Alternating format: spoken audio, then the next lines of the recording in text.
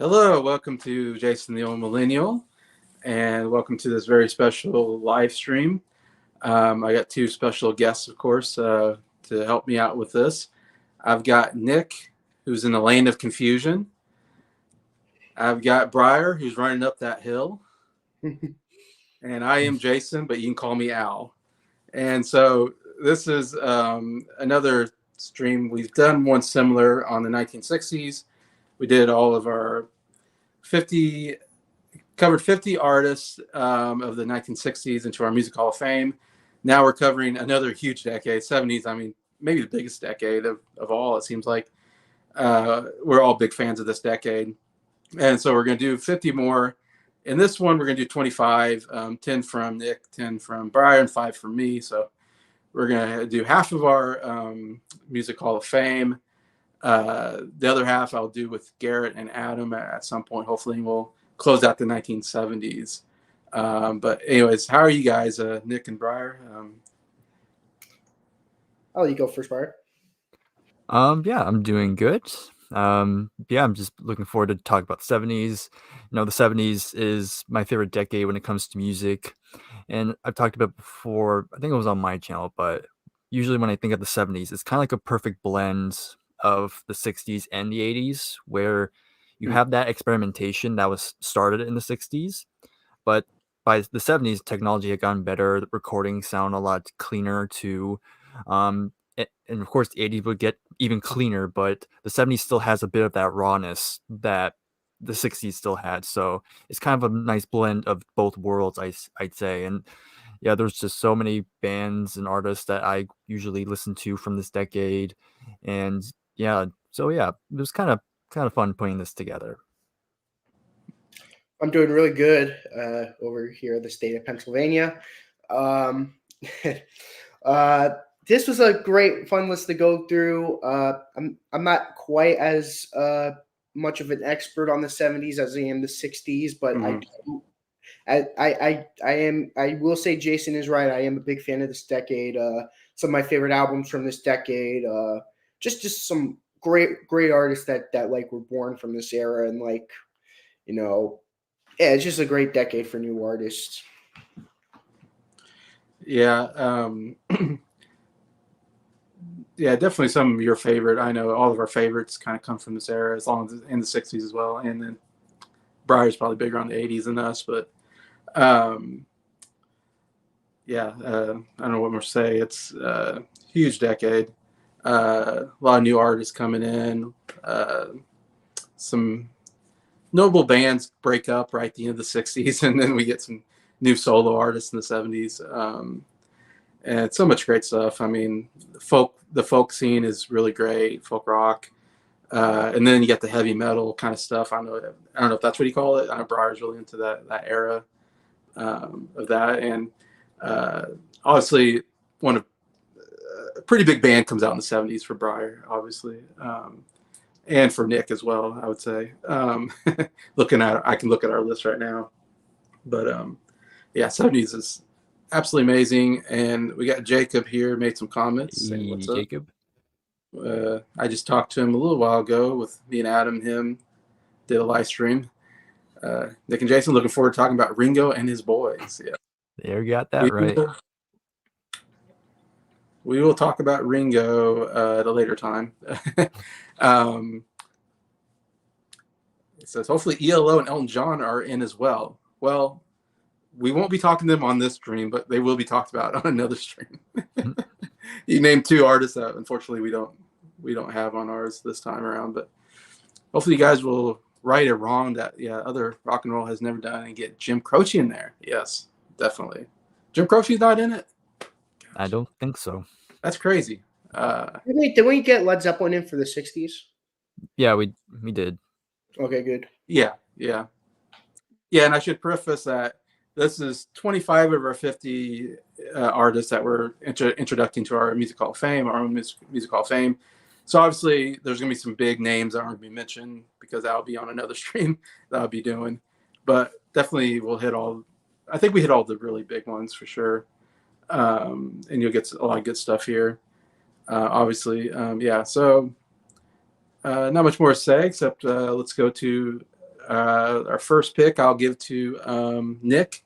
Introduce our first Hall of Fame into the list. Well, I'm gonna do one big one. I'll leave the other big ones for last. I got some obscure ones that pretty underrated. But first one I'll get Geddy Lee come up stage, Alex Lifeson come up stage, and Neil Peart. Of course, you got to come up stage. Of course, I'm talking about Rush. Great trio.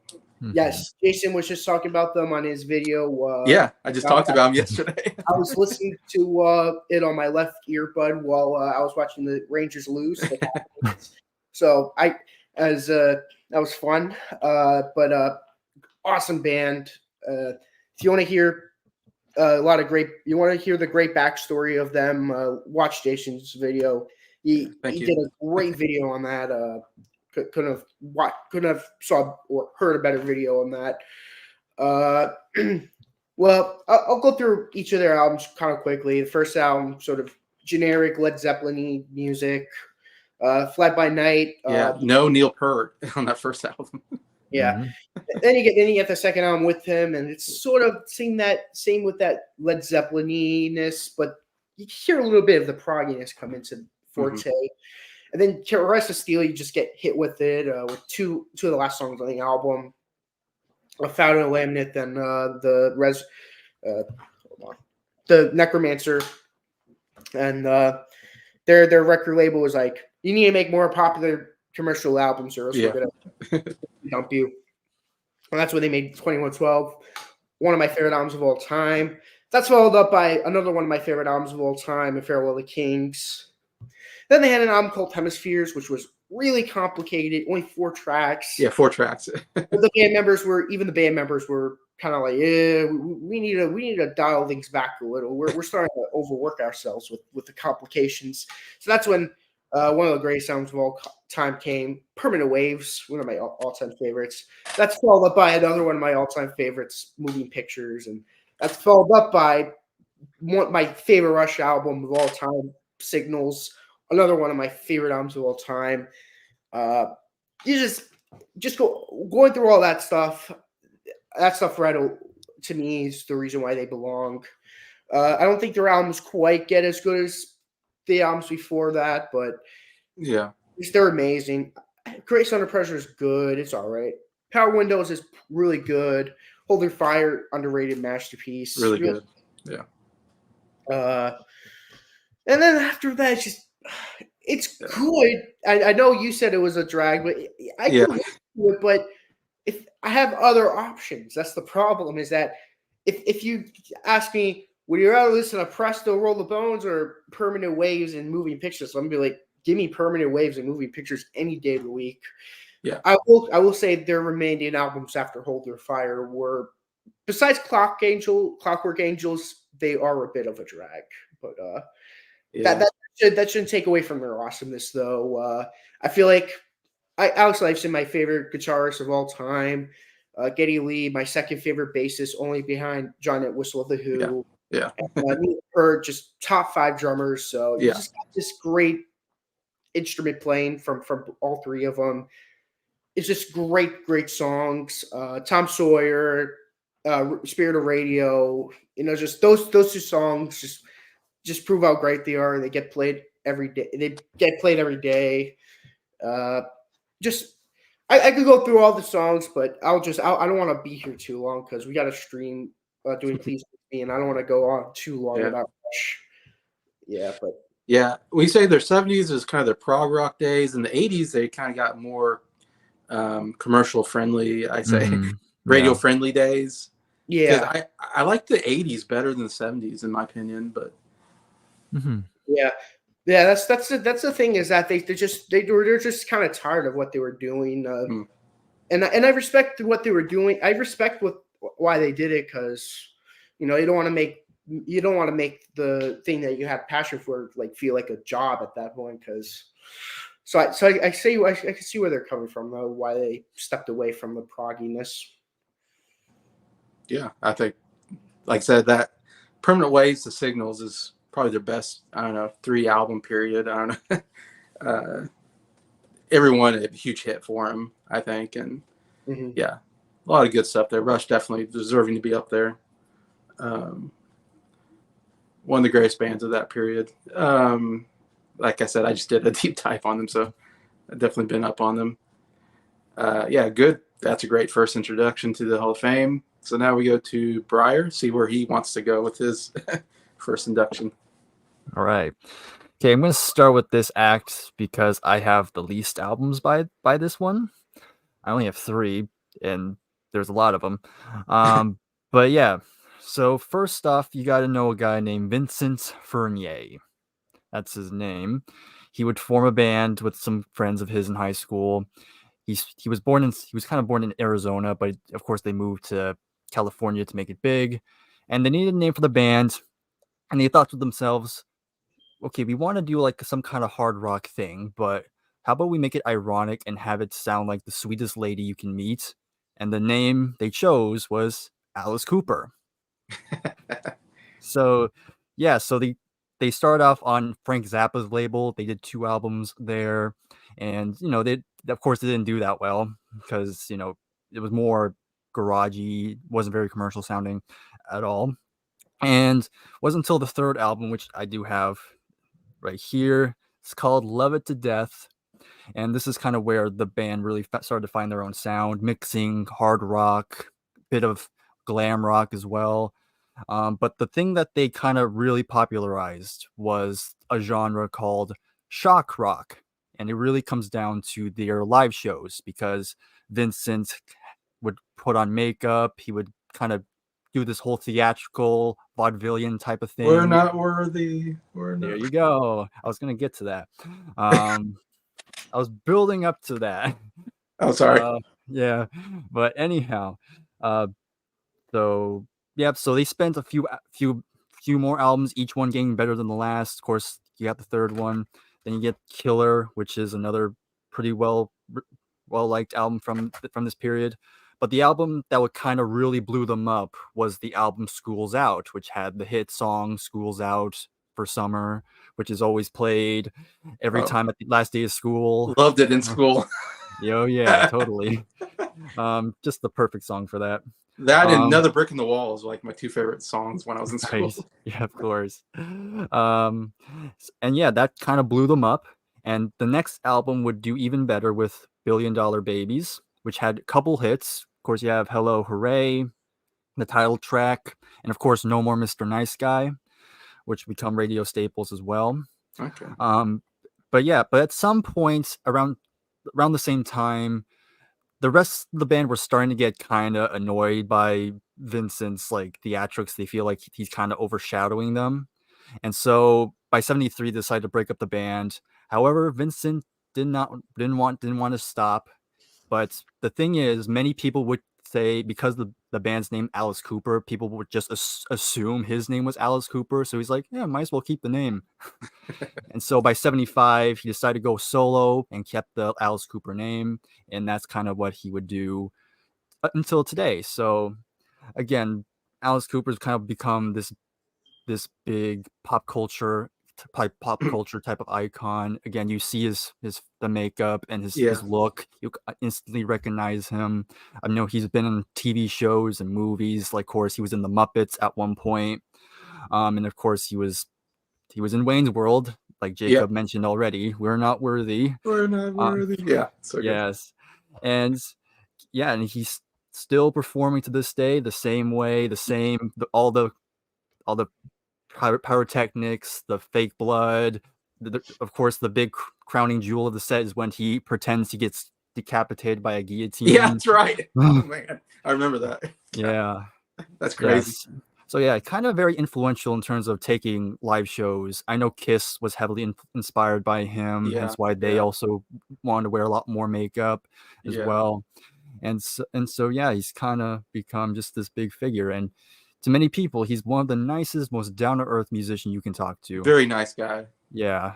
So I had to get him in here purely because of that. So that's my first choice. That's interesting. I know nothing really about Alice Cooper except for his image.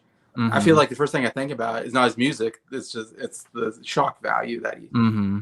Yeah. The makeup. I think he has like a snake or something at one Yeah, point. snakes as well. All these reptiles he'll have on. Yeah, so it seems like he's big on his showmanship. I guess is like really Hmm. big on him. Yeah. Obviously, "School's Out" is to me his biggest song. That was on the radio a lot. Hmm. Um, I know my dad talked about he was a big fan of 18 because Oh that yeah, that came was out one of when my the dad was 18, and so he loved. right. Yeah. I'm 18, I can do what I want, or something like that. Yeah, that was He's like, it. so 18 That year was on olds this. love that Yeah, song. that was on this album. Was it? Yeah. So that was Mhm. I think a hit song for him, I guess. Yeah, that was another hit. Besides that, I know nothing about Alice Cooper. So that's interesting. Yeah, he had a very wild career. I know he had a very bad drug and alcohol thing that almost killed him. But he got Well, sober, and he's been sober ever since. yeah, big thing is he's a born again Christian. So in Christian Hmm. circles, I've heard him talk a lot about being a Christian and all that, which is Right. interesting coming from this guy that Yeah. yes, the shock, almost you think of as the opposite, but Hmm. yeah, I heard he's a real nice guy and all that, Yeah. which is cool. And yeah, of course, yeah, Wayne's World. I always think about Wayne's World. That's probably the first time I ever saw him was on Wayne's World. Hmm. Like who's this guy? This is crazy. So what would you point me to for Alice Cooper? You said The School's Out or the School's Out. I think for a starter, I think probably Billion Dollar Babes is probably one. It's probably the most commercial sounding in terms of okay. the early period. I haven't heard much of the post band albums or so much the solo stuff, shall you say? So I can't really give you a direction to go in terms of that because I Yeah. know he definitely goes in different directions after Okay. that. So His his musicianship, the band members he puts around him, I know are mhm. really good. Yeah, I they're think he has usually like pretty this good. female guitarist who's like Yeah, really, really yeah, good. yeah, of course. Like she's part of his current lineup, basically. Yeah. So I'm like, Basically his there's touring band. Yeah, they're pretty touring good band. Yeah. stuff. So he has a really good touring band, it sounds like, from what I've Mhm. seen. Jacob says, I associate Tom Sawyer mainly for its use on the Rock Band game. Yeah, definitely. And along with being in that teaser trailer for Ready Player One. Still one of my favorite trailers of this day. Hmm. Yeah. Tom Sawyer's probably been used a lot in Oh yeah, trailers, I'd say so. Of course, all Family kinds of Guy. stuff. I would say that and like Spirit of the Radio has been used a lot, I think, for stuff, I'm sure. Those are Hmm. two iconic songs for them for sure. But yeah. All right. We're going to go back to Nick for your next induction. Like I said, I'm gonna go a little more obscure for the next few. Yeah, there's picks. a couple that I'm not familiar with. I'm interested in hearing you say. Oh, so I just wanted to start the big one because that was the first one. I'm like, yeah, I don't want to start on an obscure one. So I guess I'll go with the first. I'll go with the one that I only know one album of. It's the name. The band name is Poco, Okay. Hmm. and I don't know all the names. I only know that one guy from Buffalo Springfield was on it. I even forgot his name. Is it Richie Furay or is it? Yes, Richie Furay. No, Randy Meisner was also a member. Oh, Oh yeah, yeah. him Reggie too. Mines. Yeah. I think even Timothy B. Schmidt. I Oh, think really? It's funny. I think Timothy B. Schmidt replaced Randy when he left Poco, and when Randy left the Eagles, he replaced Yeah, replaced Randy. the Eagle. Replaced him twice, basically. Oh, wow. Okay. Yeah, and I only know him for one album, but this album is one of my favorite albums. It's like a country pop album. It's called "Picking Up the Pieces." One of my all time favorite albums. A lot of good songs on it. No hit songs on it. Just great stuff. I love Calculating, Make Me Smile, Shortchanged, Pick Up the Pieces, the title track, First Love, Nobody's Fool. I just really like the band. I really like this debut album, and I was starting to run low on picks, and I'm like, yeah, I'll go with Poco. Because Yeah. they started in the 60s, but they only had one album in the 60s. It was Okay. 69, and we had the rule where they had to have at least 2 albums or 3 albums in the 60s in order for it to count. So I would have put them for the 60s, but they only had the one album, so I inducted them for the 70s. Yeah, I'm not familiar with Poco at all. I haven't heard any of their stuff, I don't think. Yeah, I know the name because they get mentioned quite a bit, but yeah, I haven't heard anything from them. They're 2 more like popular albums amongst fans is Not the Debut. It's Legend and Crazy Eyes. Those are the two that most fans really associate with. I just happen to really Okay. like one with Richie Fury because I'm a big fan of Buffalo Springfield. Yeah. Mm. So he went to them after Buffalo Spring. Yeah, he must have because Yeah, they like '60s. So well, yeah. Stills and of course Young would join Crosby, Stills, Nash and Young. That's where he would come from, where he would end up going. Yeah, and Miser. So he was with them first, and then the Eagles. I would assume so. I Okay. believe so. Yeah. Like I So said, the first they're album in was that. 69. So are they rock? What do you call them? Rock, folk They're rock, more, they're more country, yeah, country? folk. It's like it's hard to describe, but it's around that sort of area. Okay. Yeah, I'll have to give them a listen. Listen to that debut, pick up the pieces. That's a great album. Great album. Okay, cool. All right, Bryer, your second induction. All right, let's stick with the hard rock for now. I'm gonna say that a lot. But yeah, Yeah. so here's this. Yeah, I don't. Yeah. You don't have any folk albums here, I don't think. No, No, you have one kind of folk pop, whatever. like a little bit. Yeah, actually, yeah, one roughly. Yeah. But of course, this one really is their debut album is kind of why they're inducted, and of course, got Van Halen. Van Halen, yes. I mean, debut came out in '78, and of course, what's the most significant thing about the album is that so many guitar players would copy Eddie Van Halen's style, and in the '80s, that's the main style you hear in the Yeah, mainstream. Just that yeah. shreddy, Shredded, yeah. the hammer-ons, the pull-offs, Yeah, yeah, the tapping, of course. I yeah, mean, all that can be traced back to Eddie, even though, again, he didn't invent the technique. He yeah. definitely made it his own and definitely really popularized it. And so many metal and rock bands just took it. But of course, it's not just Eddie. Of course, the rest of the bands, you have David Lee Roth, of course, on lead vocals, who has this incredible showmanship where he's just like, I mean, he's crazy flexible too, because he's like doing all these Yeah, backflips and kicks, just yeah. high kicks and splits and all that. Apparently he did martial arts when he was young, so I guess that explains it. Yeah. So then you have Alex Van Halen, Eddie's brother, who on drums. Which, funny enough, early on in the band's formation, they were actually swapped. Alex was on guitar and Eddie was on the drums, but it's probably a good idea they swapped. And of course you have Michael Yeah, Anthony good idea. and then you have Michael Anthony on bass and backing vocals, which also his backing vocals are very prominent in their sound. And yeah, just they're not like the most, well, I shouldn't say they're not. I mean, lyrically, they're not the most complex bands because they usually sing about partying and women and stuff like that. But of course, it's Yeah, all about the musicianship at the end of the day, and it's just this good, like upbeat, very party type of songs you play.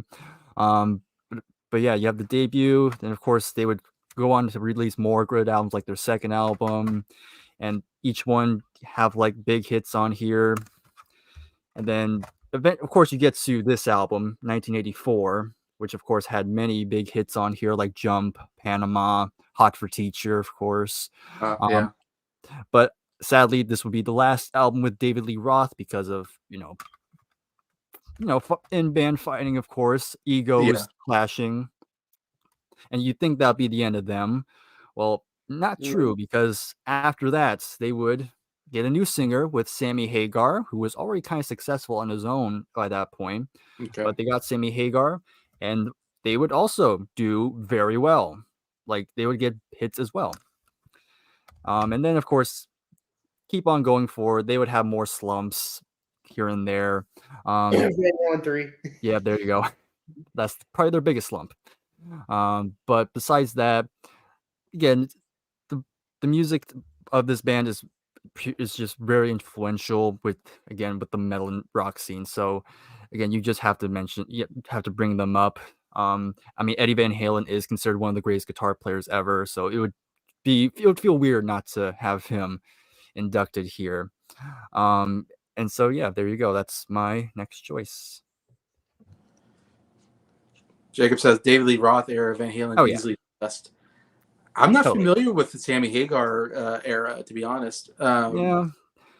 I mean, when they first came out, they were big deals, but yeah, it seems like nowadays people don't talk about them anymore. I know he had that. Was it? He had a song about Drive 65 or something. Oh Was yeah, it? that was Sammy Hagar's solo single. That's a solo. Okay. Yeah. They Mhm. also would cover two Kink songs. They did. Of They course, You covered really You got Really me. Got Me. You Mhm. Really Got Me and Where Have All the Good Times Gone from Kink Okay. Controversy. Where were the good They times? also covered Roy Orbison's "Oh Pretty Woman."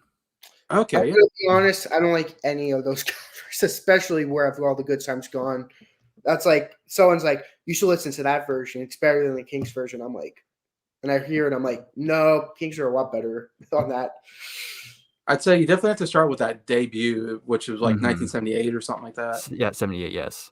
I listened to that for the first time recently, and I thought it was a really good album. Mhm. Um, and then I know 1984 is a big one. I believe those are two, Right. maybe the two biggest ones. I want to say. Yeah, probably the most. I think in terms of their catalog, probably the most talked about. I'd Yeah, say. for me, I love Jump and Running with the Devil is probably my favorites out of them. Mhm. Uh, Rocking, but some good melodies there actually too. I Yeah. think. But yeah, excellent band. I need to do a deep dive at some point. I know my uncle was like a huge fan when I talked about Van Halen. He was like, "Yeah, I bought that album. It was like the best." I mean, Mhm. it's maybe one of the best debut albums, to be honest. Yeah, I'd say so. We got Keith M here. The Hello. dismissal of Hagar from Van Halen wasn't as Oh yeah. acronym as Roth, but it wasn't without bad feelings. Okay, because Roth Yeah. came back. Yeah, Roth came back for the final Yeah, album that they did, Hmm. and he stayed with them until Eddie's death, basically. yeah, yeah. One of the cringiest lyrics in the Van Halen song is the Sammy Hagar era. Only time will tell if we stand the test of time. Why can't this be love? Okay. Like I said, they weren't the best lyrical band. Yeah, maybe not. Yeah, mostly the instruments and I mean, they have a song called "Ice Cream Man." yeah, that's Yeah. right. Um, yeah, a lot of good stuff there. I definitely want to get more into Van Halen at some point. But yeah, excellent band too. Mhm. Definitely deserving. All right. I was gonna say "Hot for Teacher." That's a cringy song as well, but I like it. Anyways, Yeah. um, Nick, your next third induction. This is gonna be the first solo artist I induct. He was in two bands. I think you might know where I'm going with this. I think so. He was with the Hollies, and he was with Crosby, Stills, and obviously Nash and Young. Come up here, Graham Nash. One of my all-time favorite songwriters in pop music. I just got into his solo work. This is another sort of last minute addition because I'm gonna be honest. I don't like I said. I don't know as many '70s artists that start in the '70s than I like. Most of the music I listen to the '70s is from people who Yeah. started in the '60s who made music in the '70s. No, because So we covered like Led Zeppelin, The Who in the '60s, and they obviously had a big career in the '70s as well. yes, Mhm. of course, one of my favorite solo albums, Songs for Beginners, great album. Just some great. It's I'm not gonna say it's completely singer songwriter ish. It's like it's just nice to hear Graham Nash sing, and he had some pretty good. It's a really good song, pretty good albums. Wild Tales is also pretty good. Even his recent album now is I quite like it. Yeah, him and Alan Clark did a song called "Buddy's Back." Okay. So Graham Nash is just really talented. I agree with what Keith M said. He is the best songwriter we're gonna Yeah, have. I was gonna bring that up. I Mhm. agree. He's my favorite Yeah, songwriter. Mhm. he wrote my favorite song of all time, "Teach Your Children." So, Yeah. well, I'll add my thoughts more when one of us talks about them. Crosby, Stills, and Nash. Yeah, I'm not really familiar with Nash's solo work as well. I know that Song for Beginners. I've heard of that album. I don't know how many albums did he have. Do you know? 1, 2, 3, 4, like five ish, either four or Uh, five. That wouldn't be too hard to get into the solo career. It also shows the albums that he had with Crosby too on iTunes, which I don't count them as Nash albums. I Yeah, it's consider. interesting because he did his solo work, but he also did some albums with Crosby as well. Mhm. I know at least I know of at least three of them. I think I've heard of from them. They're Yeah, pretty.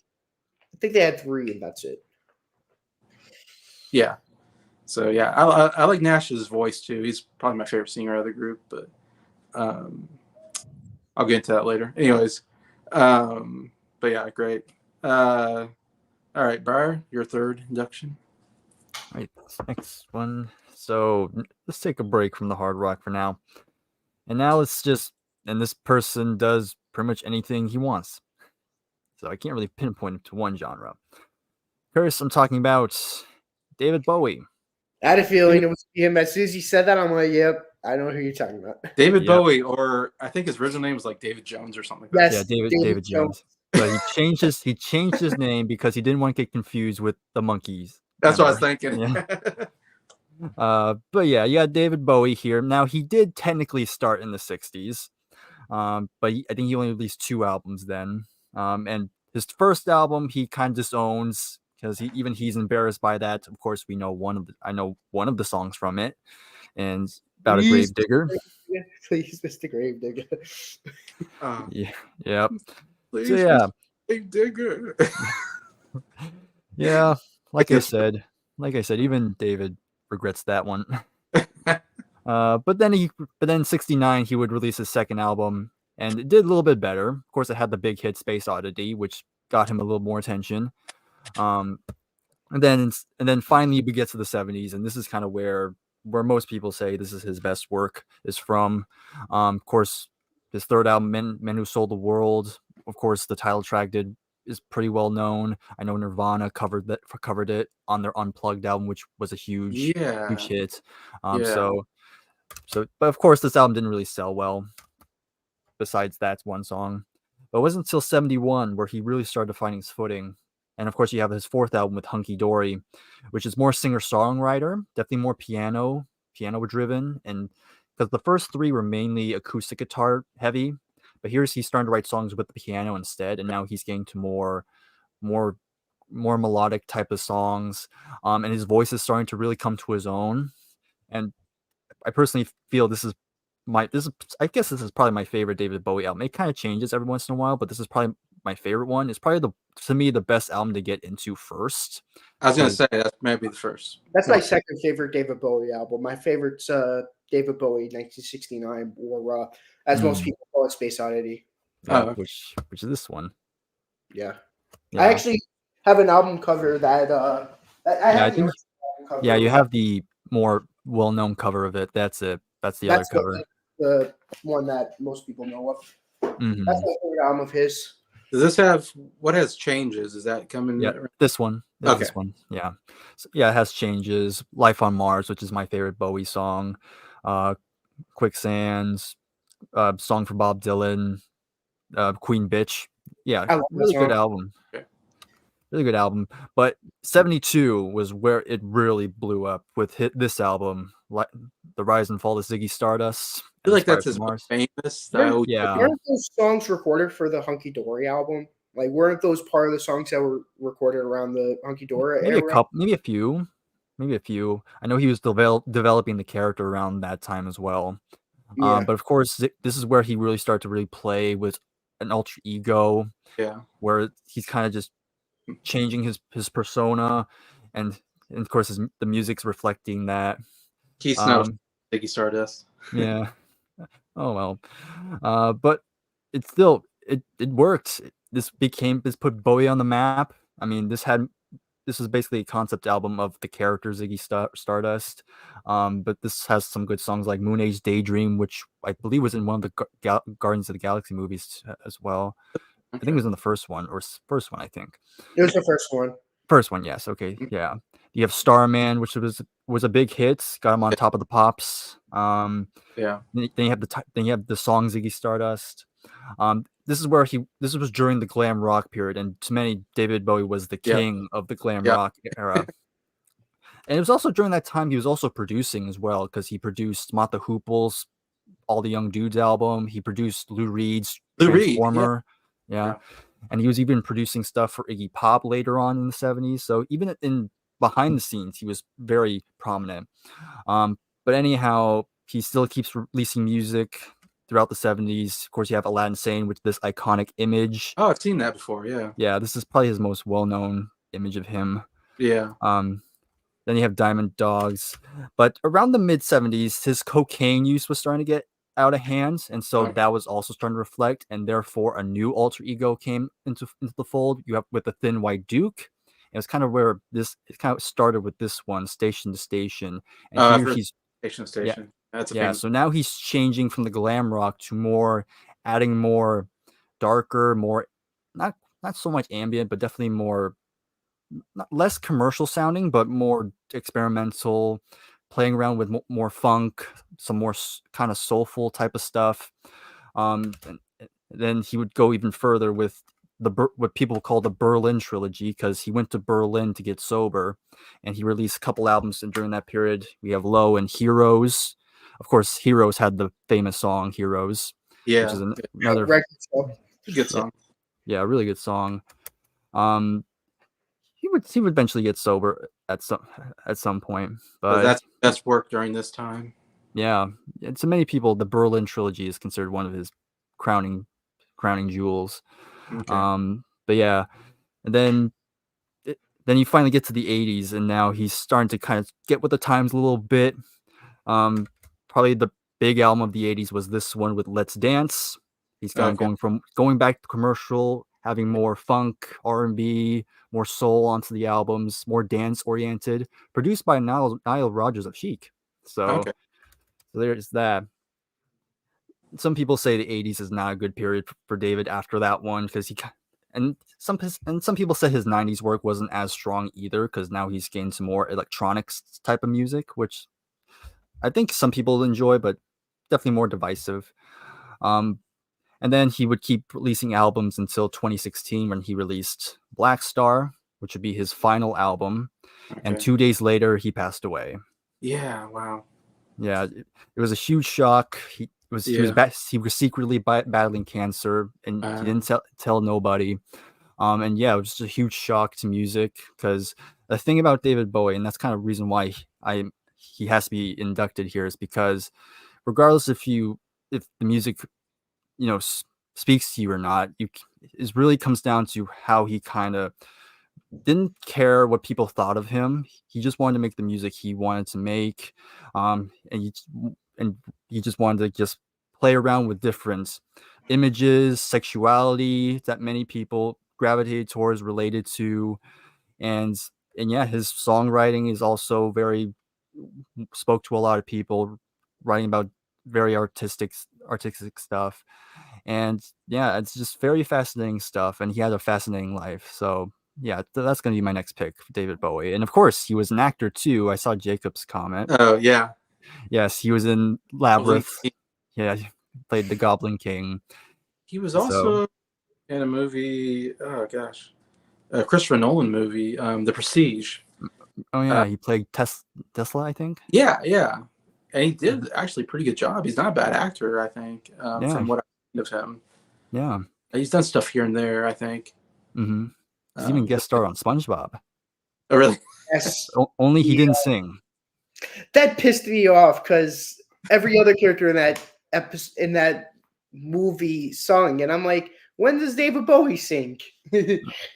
Ugh. Do you have a period that you liked the best then? Personally, I do like the kind of the early 70s stuff. I do. Second place is probably his late 70s stuff. That's kind of like, to me, that's where I go to for Bowie. I always think of the 70s, yeah, as a Bowie kind of era. What's that? This is Ground Control, Oh Major Tom. yeah, that's Space Oddity. Yeah, Space Oddity, like that's a big one I remember. And yeah, that was 69 that came out. oh, it's 69. Okay, My so. favorite album. Mm. But yeah, Hunky Dory is a big one. The Ziggy Stardust and the something Spiders. Spires from Mars. Yeah. And Station to Station. I think those are the three I always hear about. Mm. But I haven't delved into David Bowie. I really don't know a lot about him. So, and he played all the way to 2016. He was continually making them. So I bet he made a Yeah. bunch of. I'm guessing he's probably got Yeah, a big. yeah, he made a ton. I bet he's got a big discography. It'd be hard Yeah, to. pretty big discography. Yeah, I have to get through him at some point. 'Cause I know everybody. He's really well beloved. Ben, thank you. Thank you. I enjoyed it. Jacob has this. I'm not sure what this is, but it says you remind me of the Babe. Babe. Oh, that's from Labyrinth. That's one of the lyrics to Oh, one of the okay. songs in the movie. I say hopefully someone understands that better than I do. He worked with That's John true. Lennon on Fame. Okay. Yeah, they co-wrote that song. Okay. And then you didn't mention Under Pressure is another. Yeah. Oh yeah, Under Pressure. Yeah, of course. But That's we'll get to that later. that's in the 80s, I think. Right. Yeah, that was 80. That was 80. Yeah. Hot Space. Yeah. Mm-hmm. All right. Great. Yeah. Big one, David Bowie. All right. Nick, your fourth induction. Diamond Dogs was a good album. Yeah, that's another good one. I also have that. Diamond Dogs. Okay. Yeah. The thing I like, but before I go into my pick, I just gotta say, David Bowie. What I like about David Bowie is that I feel like there's a period for everyone. Not even just a period. There's an album for everyone because Yeah. Okay. he has so much variety. It's not like it's all glam rock for him. You know, we have so many different album variety for him. So, you know, you could be like, oh, I like the alter ego of Aladdin Sane. I like the alter ego of Ziggy Stardust. I like the more experimentalness of Station to Station, or you're a crazy person who thinks 1967 is a good album. Be like, I love Grave Mr. Please, Mr. Grave Digger. So there's a period for about everyone. So yeah, the Great Christmas song, which I mentioned before. Yeah, and his voice is very unique too. I also got to mention that. Like, you can't really, you hear David Bowie and you can't picture anybody else sounding like him. Mm-hmm.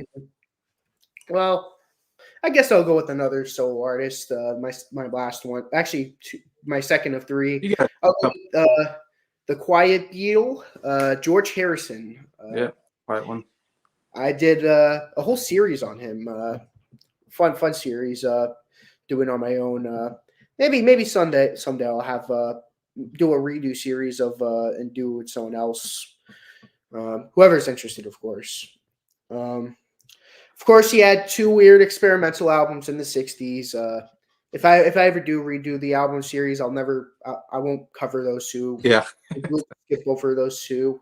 Start with All Things Must Pass. Yeah, Wonderwall music's just it's an interesting album with Indian music in it. Electric Sound is just 40 minutes of crap. Once you get to All Things Must Pass, when the Beatles broke up, that's when he hit gold. Just a bunch of great songs that he wrote for the Beatles that were rejected. There's even a really good Bob Dylan cover, If Not For You. Definitely, obviously the big standout on it is My Sweet Lord. That's the big hit off of it. Yeah. But there's also great stuff on it. A lot of great deep cuts. Wah Wah, Isn't It a Pity? What Is Life? That was a pretty big hit. Not as big as My Sweet Lord. Behind that, Walk Door, Ballad of Sir Frankie Crisp, Let It Roll, one of my favorites. Of course, the title track is amazing. Billy Preston actually did a version of that. It's just really good stuff. A lot of great music. Of course, and then there's the third disc with the first two discs. It's a triple album. First disc is like the real music, and then the third disc is like some weird jammy session thing. I like it, but I don't know. It's like, I know Eric Clapton was with him at the time. I'll go into the album that George Harrison helped him out with, Derek and the Dominoes, Layla album. I'll go more into that when I induct them. But yeah, they were helping each other around this time, and it's cool. And of course, us Beatle fans, we have to. I feel like most Beatle fans will agree All Things Must Pass is one of the strongest solo Beatle albums. After that, he would go on to make other albums, but not as successful or not as well loved as All Things Must Pass. I still think he makes a lot of great albums. I mean, I'll defend all of his albums, even the bad albums. I don't think besides the weird '60s albums, I don't think he made a bad album. Living in the Material World, a lot of good stuff. I really, really like Living in the Material World. This is like him slowly becoming more. This is like what a lot of people consider his most preachiest album, and I don't really hear that much preachiness in it. I actually some of these songs I like when he talks about like God and all that. I like when he does that. Of course, the big hit off of this was "Give Me Love, Give Me Peace on Earth," like the song that a lot of Beatle fans know. Yeah. But the title track's amazing. The Lord Loves the One. Try Some, Buy Some. The Day the World Gets Round. That is all just great songs. Uh, then he has this interesting period where he was starting. This was like around the time when Patty was starting to have problems with him, and she's starting to favor more Eric Clapton, and that's when the Dark Horse album came out, and Right, Dark Horse. Yeah. it's definitely a Dark Horse album for him. I love every song on this album. I don't get why so many people hate this album. It's a really good album. Hari's on tour. It's a good instrumental, but I wouldn't say it's the strongest opener. Simply Shady, I like. So Sad, Bye Bye Love, Maya Love, I like.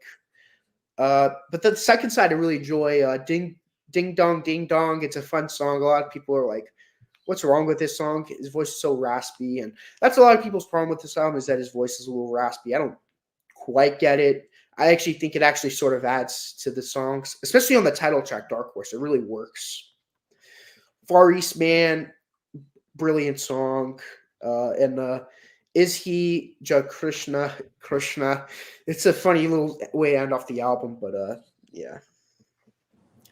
Extra Textures, the next album, and it's another album that not many Beatle fans are a big fan of. It's like people complain that his voice is too high pitched, but it's funny they say that, but their favorite most of the time their favorite song on it is You. I don't know if you guys heard that song before. You. It's a really good song, but that's like his most high pitched voice on that album.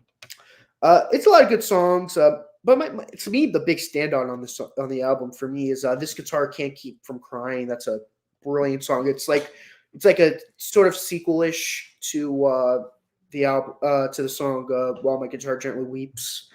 Really good song. 33 and a half and the third is like, well, that's the record speed, 33 and a third. Right. This is like a lot of people, it's like this is when he starts to become a little better now, and a lot of good songs. This song, which is like a song about My Sweet Lord being sued because of the the whole He's So Fine by the Shavans. I really love Cracker Box Palace. Yeah. Love that song. There's just a lot of great songs on here. Album he releases after that is a album that me and Bryer and Adam covered on Adam's channel, self-titled.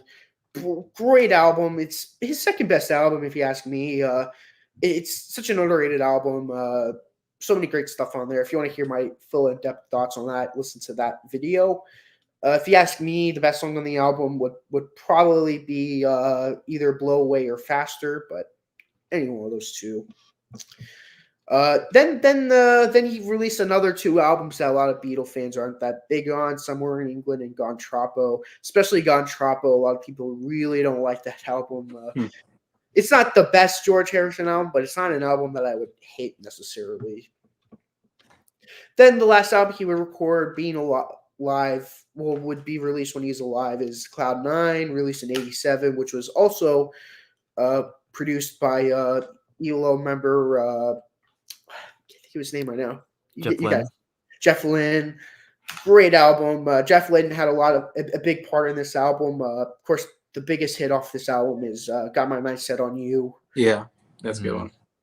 It's a great song. Rest of the album is great too. When We Was Fab.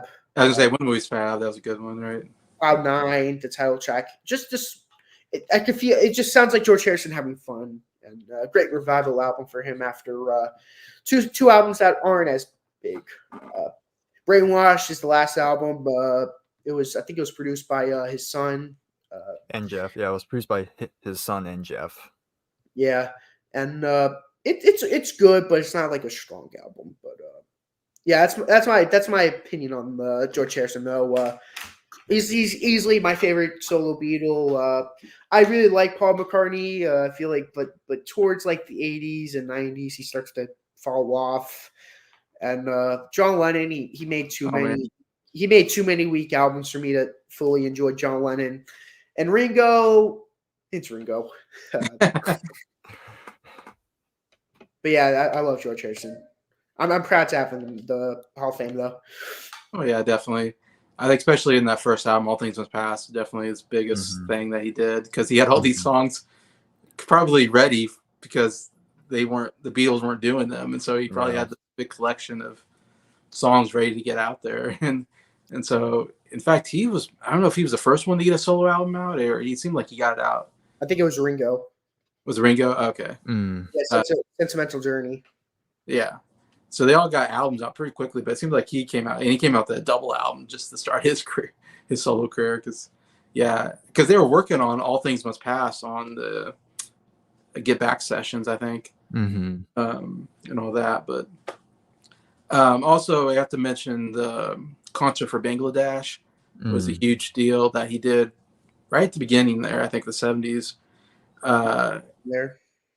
And it won I don't know if it was an album, whatever. It won Grammy Album of the Year, so it was huge. Though I can't find it on Spotify, so I don't know if that's something you have to buy on CD. Maybe they have a version of it somewhere. Maybe. Concert for Bangladesh. It was huge because they got like Bob Dylan on there and Eric Clapton and Badfinger, I think, was part of it too. What? I think some of the members of Badfinger were also there. Okay. Yeah, so it was a huge concert that he did. That was probably one of the biggest things he did. Yeah, My Sweet Lord's my favorite song. I love that song. Really kind of a gospel style. I love that he kind of very spiritual influence. Very spiritual. He kind of got the idea from Billy Preston, who knew a lot about gospel music, so he kind of asked him about it anyways. But yeah, that's a great song. And Keith says the same thing. Yeah, My Sweet Lord.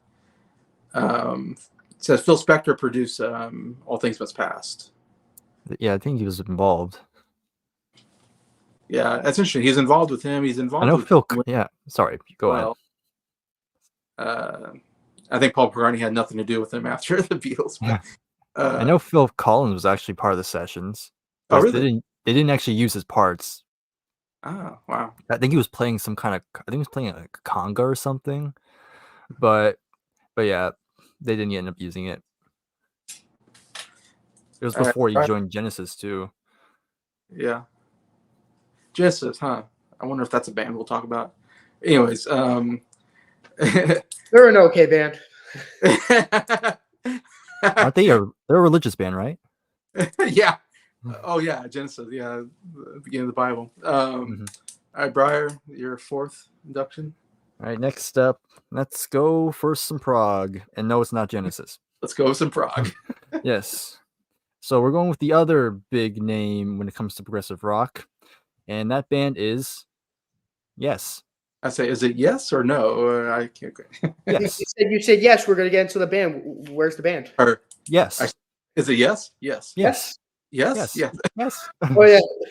Be like, who's singing? Yes. Oh, so the who's singing? No. Yes. No, you said who's playing? Yes. Love that Animaniacs bit. Oh, yeah, that's why. I love that. Maniacs. Yes. That's why I heard that. Who's on stage? Who's on stage? Yes. No, it's not yes. It's not yes. It's who's okay. What is what? Okay, what's the band that's playing? No, that's not the band. That's not the band.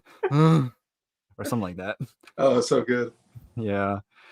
All right. So anyway, yes, like I said, one of the big names in progressive rock is usually Genesis and Yes. So they also kind of started in the 60s, well, very late in the 60s. Their first album was 69 with their self-titled album. Then you get to the 70s, they released their second album, Time and a Word, which had their first kind of minor hit with the title track, which was kind of a minor hit. But it's very solid stuff.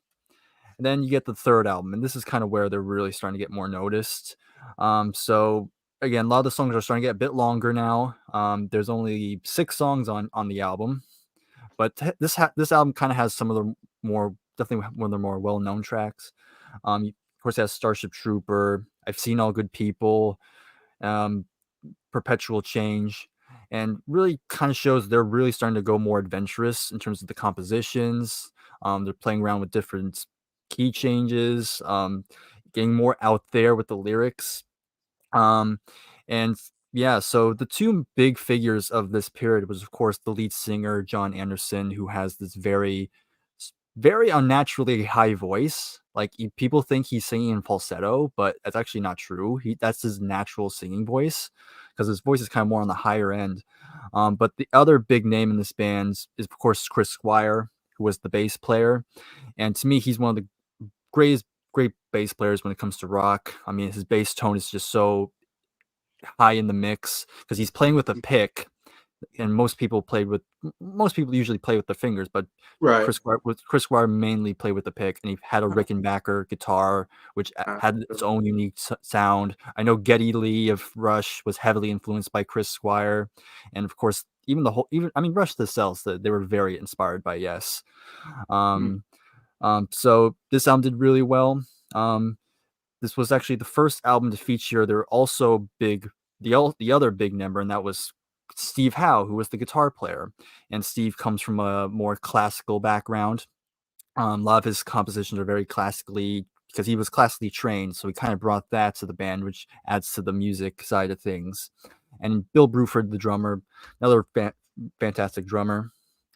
And then they get to the fourth album, which is Fragile, which has their first really most well-known song, and that's Roundabout. I say Roundabout's the big one. Yeah. Yeah. I mean, to me, that's like the perfect like introduction to Yes. It has pretty much everything that made them great. That makes them great. Again, you have that iconic bass line, that even that acoustic guitar intro in the beginning, which is great. And this is the first album where they had Rick Wakeman on keyboards, and he's pretty highly regarded as well. I mean, Rick has played on many albums besides Yes. But yeah, this is this is I'd say these two are probably the best starter albums to get into Yes. Because again, they're not too complex, and a lot of the songs aren't too long, but still pretty digestible. Okay. And then we get to this album, and to most people say this is like when it comes to progressive rock, this is the big one. And of course, it's Close to the Edge. The one I've heard. Yeah, I know you heard it, and I also have it back there. I have it on record too. There it is. There's another one there. Very green. Yeah, and of course, green's my favorite color, so of course I like it. But yeah, only 3 songs here. You have the title track, which takes a full side. And then you have 2 more on side 2. I know, Jason, I know you weren't a huge fan of it, but it took me. I mean, it took me a bit. It took me a bit as well. But once it clicked, then yeah, it clicked. Yeah, it's just the musicianship on here is very great. Even the 2 shorter songs are also phenomenal as well, especially You and I. I really love And You and I. And of course, their artwork is also pretty legendary. A lot of the artwork was done by Roger Dean, who does a lot of paintings. He even does the gatefold inside this landscape here, which is very nice. So yeah, of course, that's the big name. But going into the 70s, that's when things started to get a little, hostile, because Yes is notorious for many lineup changes. Rick would leave because he was starting to get kind of tired of everything, and Bill Bruford left as well. But they kept releasing albums. They had Tales of Topographic Oceans, which is 4 songs, but each song is like close to 20 minutes. Don't start with this album if you want to get into Yes. It's okay. Yeah, trust me. Well, I already started with Close to the Edge, so yeah. I need to work backwards, probably. Yeah, probably work backwards.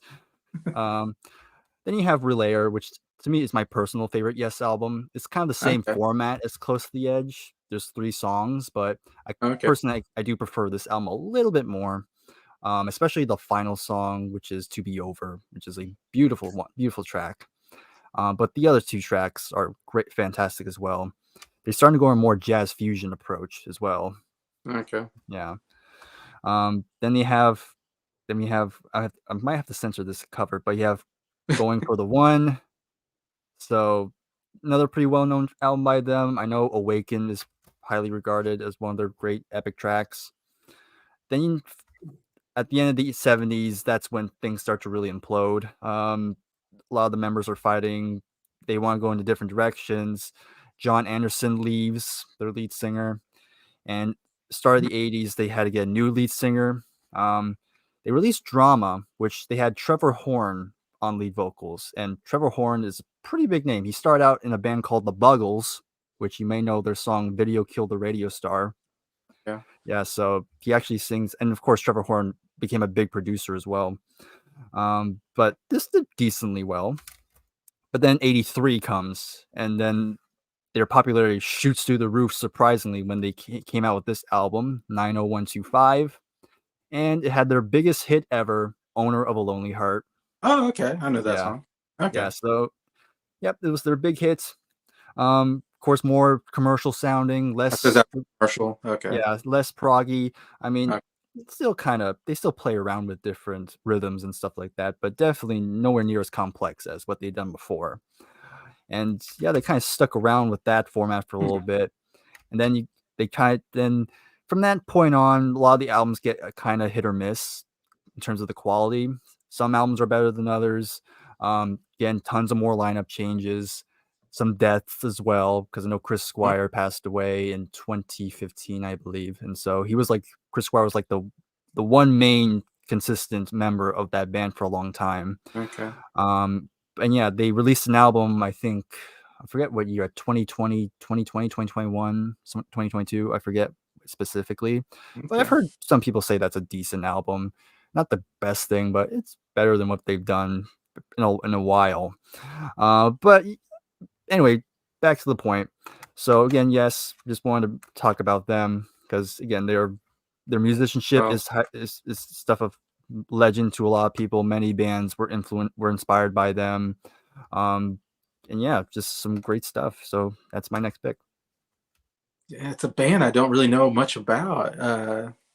Just they have a funny name, yes, but Yeah. Yes. uh, yeah, so that's interesting. I've learned a lot from that because I didn't really know anything about him. Yeah. I just gave you the Spark Notes version.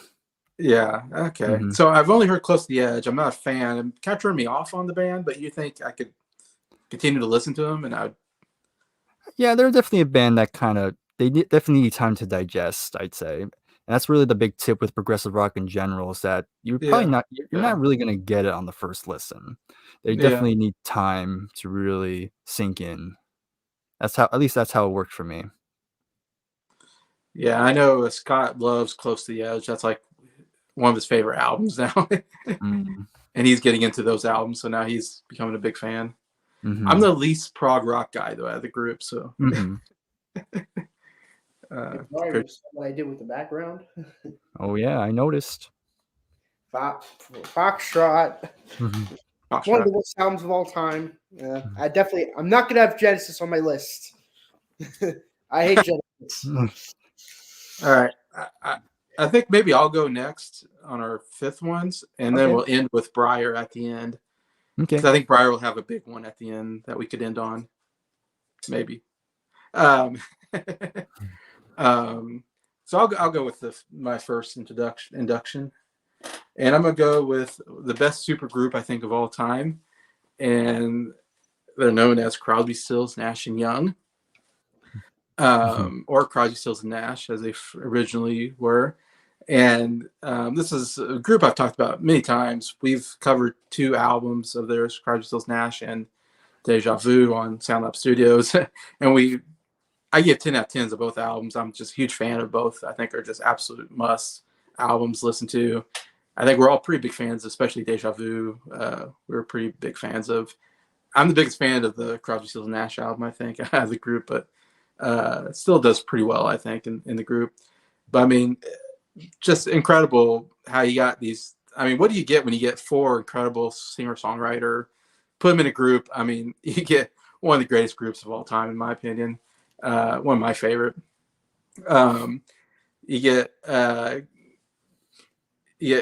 Crosby from the Byrds. He kind of gets fired from the Byrds, which is a Hall of Fame band on its own, and joins in with Stephen Stills, who just comes off of Buffalo Springfield being broken up, and then Nash quits the Hollies to kind of join in, or they kind of he didn't quit them to be in the band. He quit them, and then they happened to form the band afterwards because they find out that, hey, we sound pretty good together when we sing. And so I can just imagine those three, and Joni Mitchell was hanging out with them because she was dating Nash too at the time. So you imagine those four hanging out and playing music. It's like, wow, that'd be incredible to listen to. uh, Especially, I mean, or I should say, the times that Crosby's not totally, high on cocaine or whatever. Mm-hmm. Hopefully there's some productive moments there. But yeah, they just some of the best harmonies I've ever heard in my life. That's what probably the big selling point for me when I first heard them was the harmonies are just really, really good. And you got at least, Stephen Stills especially, and Nash, I think incredible songwriters. Crosby, he has some good stuff there as well. I always feel like he was the weakest member of the group. But, he provides, great harmonies in there, and he has some good stuff. Stills was, to me, the core of the group. Like, he really was kind of the mastermind, I feel like, behind the albums especially, and wrote some of the best material. Nash, to me, is my favorite singer in the group and provided a lot of great stuff. And what's great is they all could take turns writing songs, so they can produce these albums with all of them really contributing. But yeah, they came together in 1969 basically and formed their group, Crosby, Stills, and Nash. And they come out with this album, Crosby, Stills, and Nash. Huge, huge album. It's like a greatest hits album. It has some of their best material. My favorite song, and one of my favorite songs of all time, Sweet Judy Blue Eyes, is a masterpiece that Stephen Stills brought to the group at the very end. It was like the last song they came up with, and it's just a masterpiece. It's like 3 songs in one. I love the changes in the song from each part, and overall, just the harmonies are amazing. Also, Helplessly Hoping is another favorite of mine. It's just an amazing harmony track. But yeah, Wooden Ships is great. Marrakesh Express. Guinevere, I like. I think it's a pretty good song. But yeah, it's just an incredible album. One of my favorite albums of all time. They also go to Woodstock right after they make this album. And Neil Young joins the group actually right before they go to Woodstock, and which is incredible. Neil Young, of course, coming off of Buffalo Springfield, and then he started his solo career. And of course, we know Neil Young had the best solo career probably out of the group. I mean, he's a great singer-songwriter of his own and a great guitar player. And so it's crazy to it's like Michael Jordan joining your team or something. It's like you're already an all-star team, and then you just put in like one of the great singer-songwriters into the group. And they, of course, had magic with those 4, and they would come out in 1970 with one of the greatest albums of all time, Deja Vu, which I know Nick absolutely loves that album. And we covered this recently on SoundLab Studios, in fact. And again, just it's like a greatest hits album with Deja Vu, the opening, and Nash's 2 songs, Teach Children and Our House, 2 really great songs from Nash. Carry On, the opener, was my favorite song on the album. Amazing.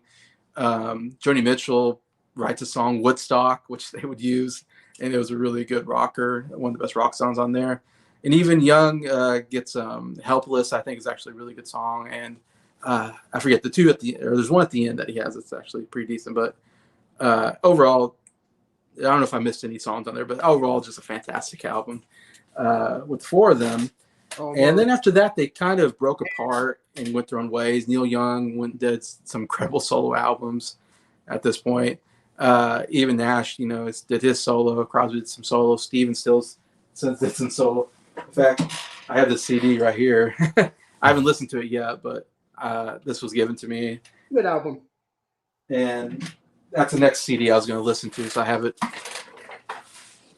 above my record player. But they would come together again for in the 70s, 1977, I think it was, or something around there. They come out with CSN, right? Yeah. And it's a Crosby, Stills, Nash album, and it's a really good album. Not as good as the first two, but still a very solid with lots of great harmonies.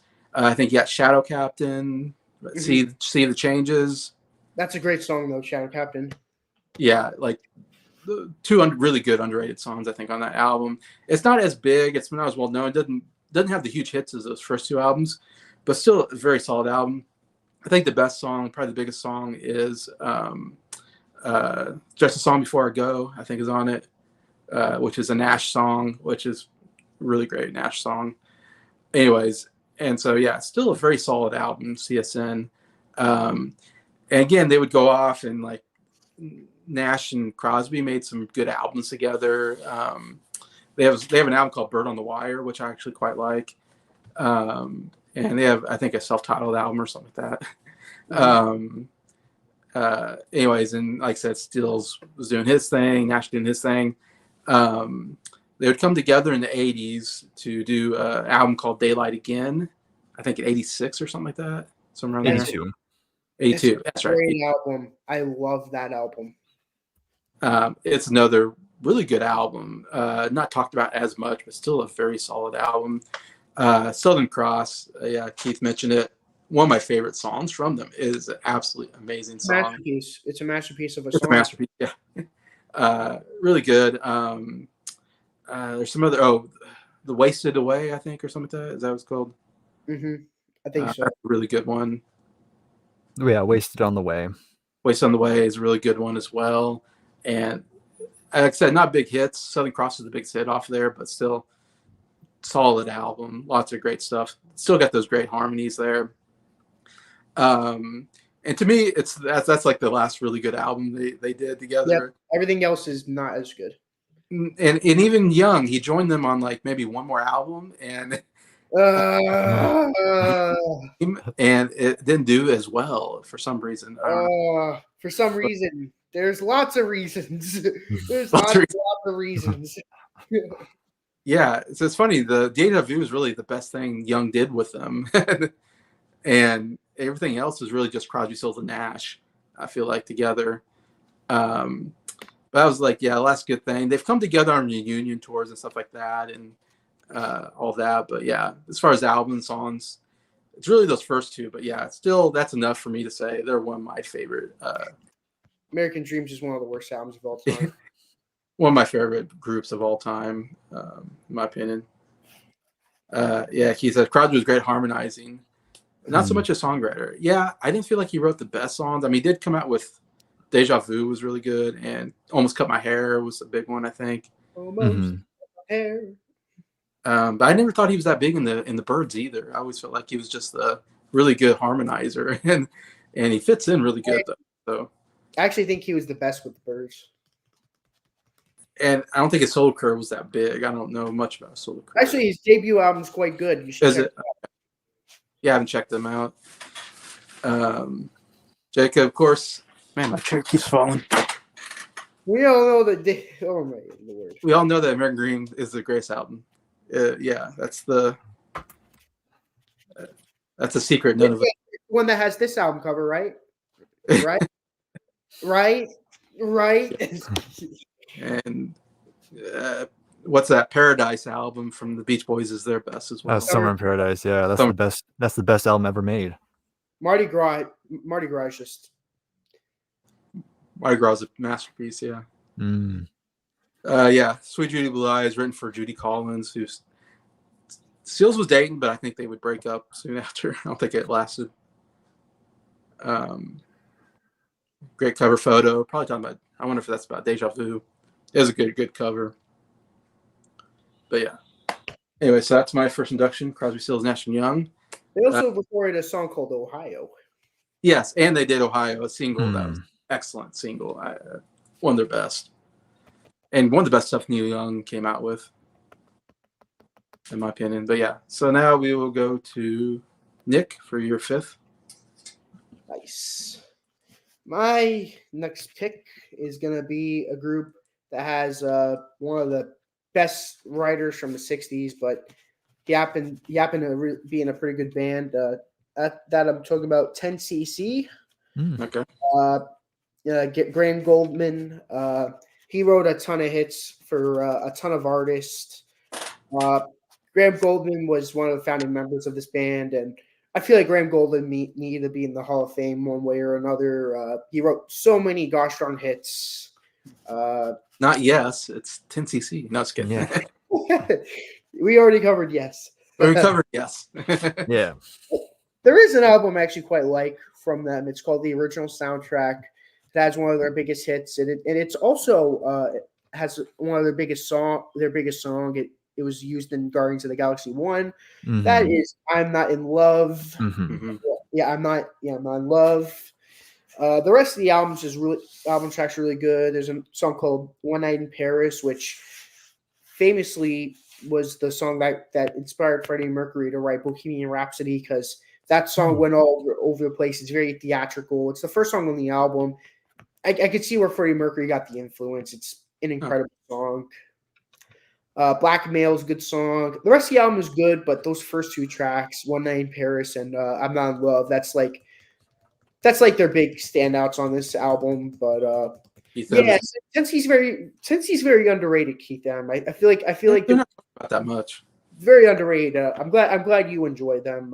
They're very good, and I not only because Graham Goldman's in it, but I just feel like 10cc just deserves to be in the Hall of Fame. There's just a lot of talent going behind the music, and I feel like if you could inspire Freddie Mercury to write one of the most recognizable rock songs of all time, I feel like you deserve to be in here.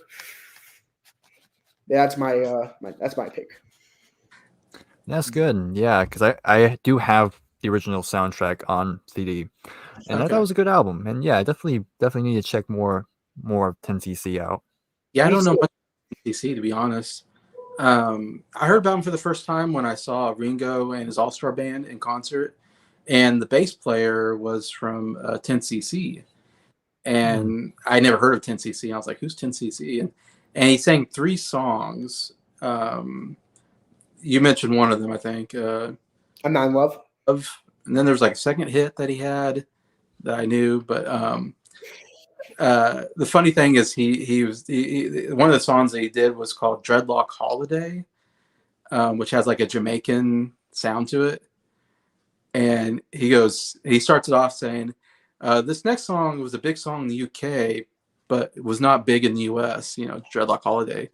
And then in the next song he said, "This was a big song in the UK," and we're thinking, "Oh, it wasn't big in the US." And he goes, "And it was big in the US." So it's kind of funny how he prefaced that. But that's the first time I heard that song, the Dreadlock Holiday. But anyways, yeah, I need to listen to more, I guess, 10cc, because I've heard some people are fans of the band. I guess they didn't have many big hits. Maybe I don't know why they're not as much. They weren't like the most commercial sounding band. They were more on the more art rock side of things, so more artistic side of their music. We should do a series on them, because me and you, Jason, hey, even if you want to join Bryer, because we're all not familiar, so it'd be cool to like do an artist that we're all not familiar with. Be like, oh, that's it. I like that song, "The Things We Do for Love." That's the big hit. Yeah. Yeah, when that would be cool though. You guys would be interested in doing a series, and one of you guys? Yeah, I'm down. Like, sort of like, because I know all 3 of us aren't that familiar with them, so Right. This would be the first time we all do a series that all 3 of us aren't familiar with. So yeah, it's very rare. Yeah, that's gonna be cool. So I'm gonna make a group chat and everything about that. That's cool. That I'm glad I brought them up. Yeah, definitely. All right, Bryer, you're 5th. All right, I feel like we haven't talked enough women in this stream. I got 2 in this, so I mean, Alice Cooper's the closest we've gotten, I guess. Yeah, it's true. Very true. I thought Alice Cooper was a female. Wait a minute, you're telling me? I mean, if you look at him from behind, maybe you might think so. But yeah, so let's go ahead. Let's shift some more folk singer-songwriter stuff. Of course, we're going with Joni Mitchell. All right, Joni Mitchell. Right, so Joni Mitchell, of course, she also started in the 60s as well. She released a couple albums. This is the only 60s album I have. This is Clouds. And of course, the most notable song, probably the biggest song on here was Both Sides Now, which is the last song. Great song. Which Judy Collins, I think, did a cover, which was really good. Yeah, she did. But yeah, some good stuff. Again, mostly acoustic guitar in her voice, and she's always had that very, at least early on, she had that very high, Very almost high.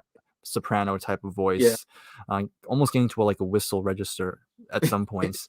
Yeah. But yeah, just like this very beautiful sounding voice, and it just reflected really well with the music she was writing. Of course, she was the one who inspired David Crosby to play around with different tunings because Joni was doing a lot of that. Yeah. Yeah. And she's a really great guitar player. It's Um, funny. I've heard people say she's like really good guitar player. I don't think she's talked about enough because something mm, about her tuning. I didn't quite understand it, but yeah, she was it's like something.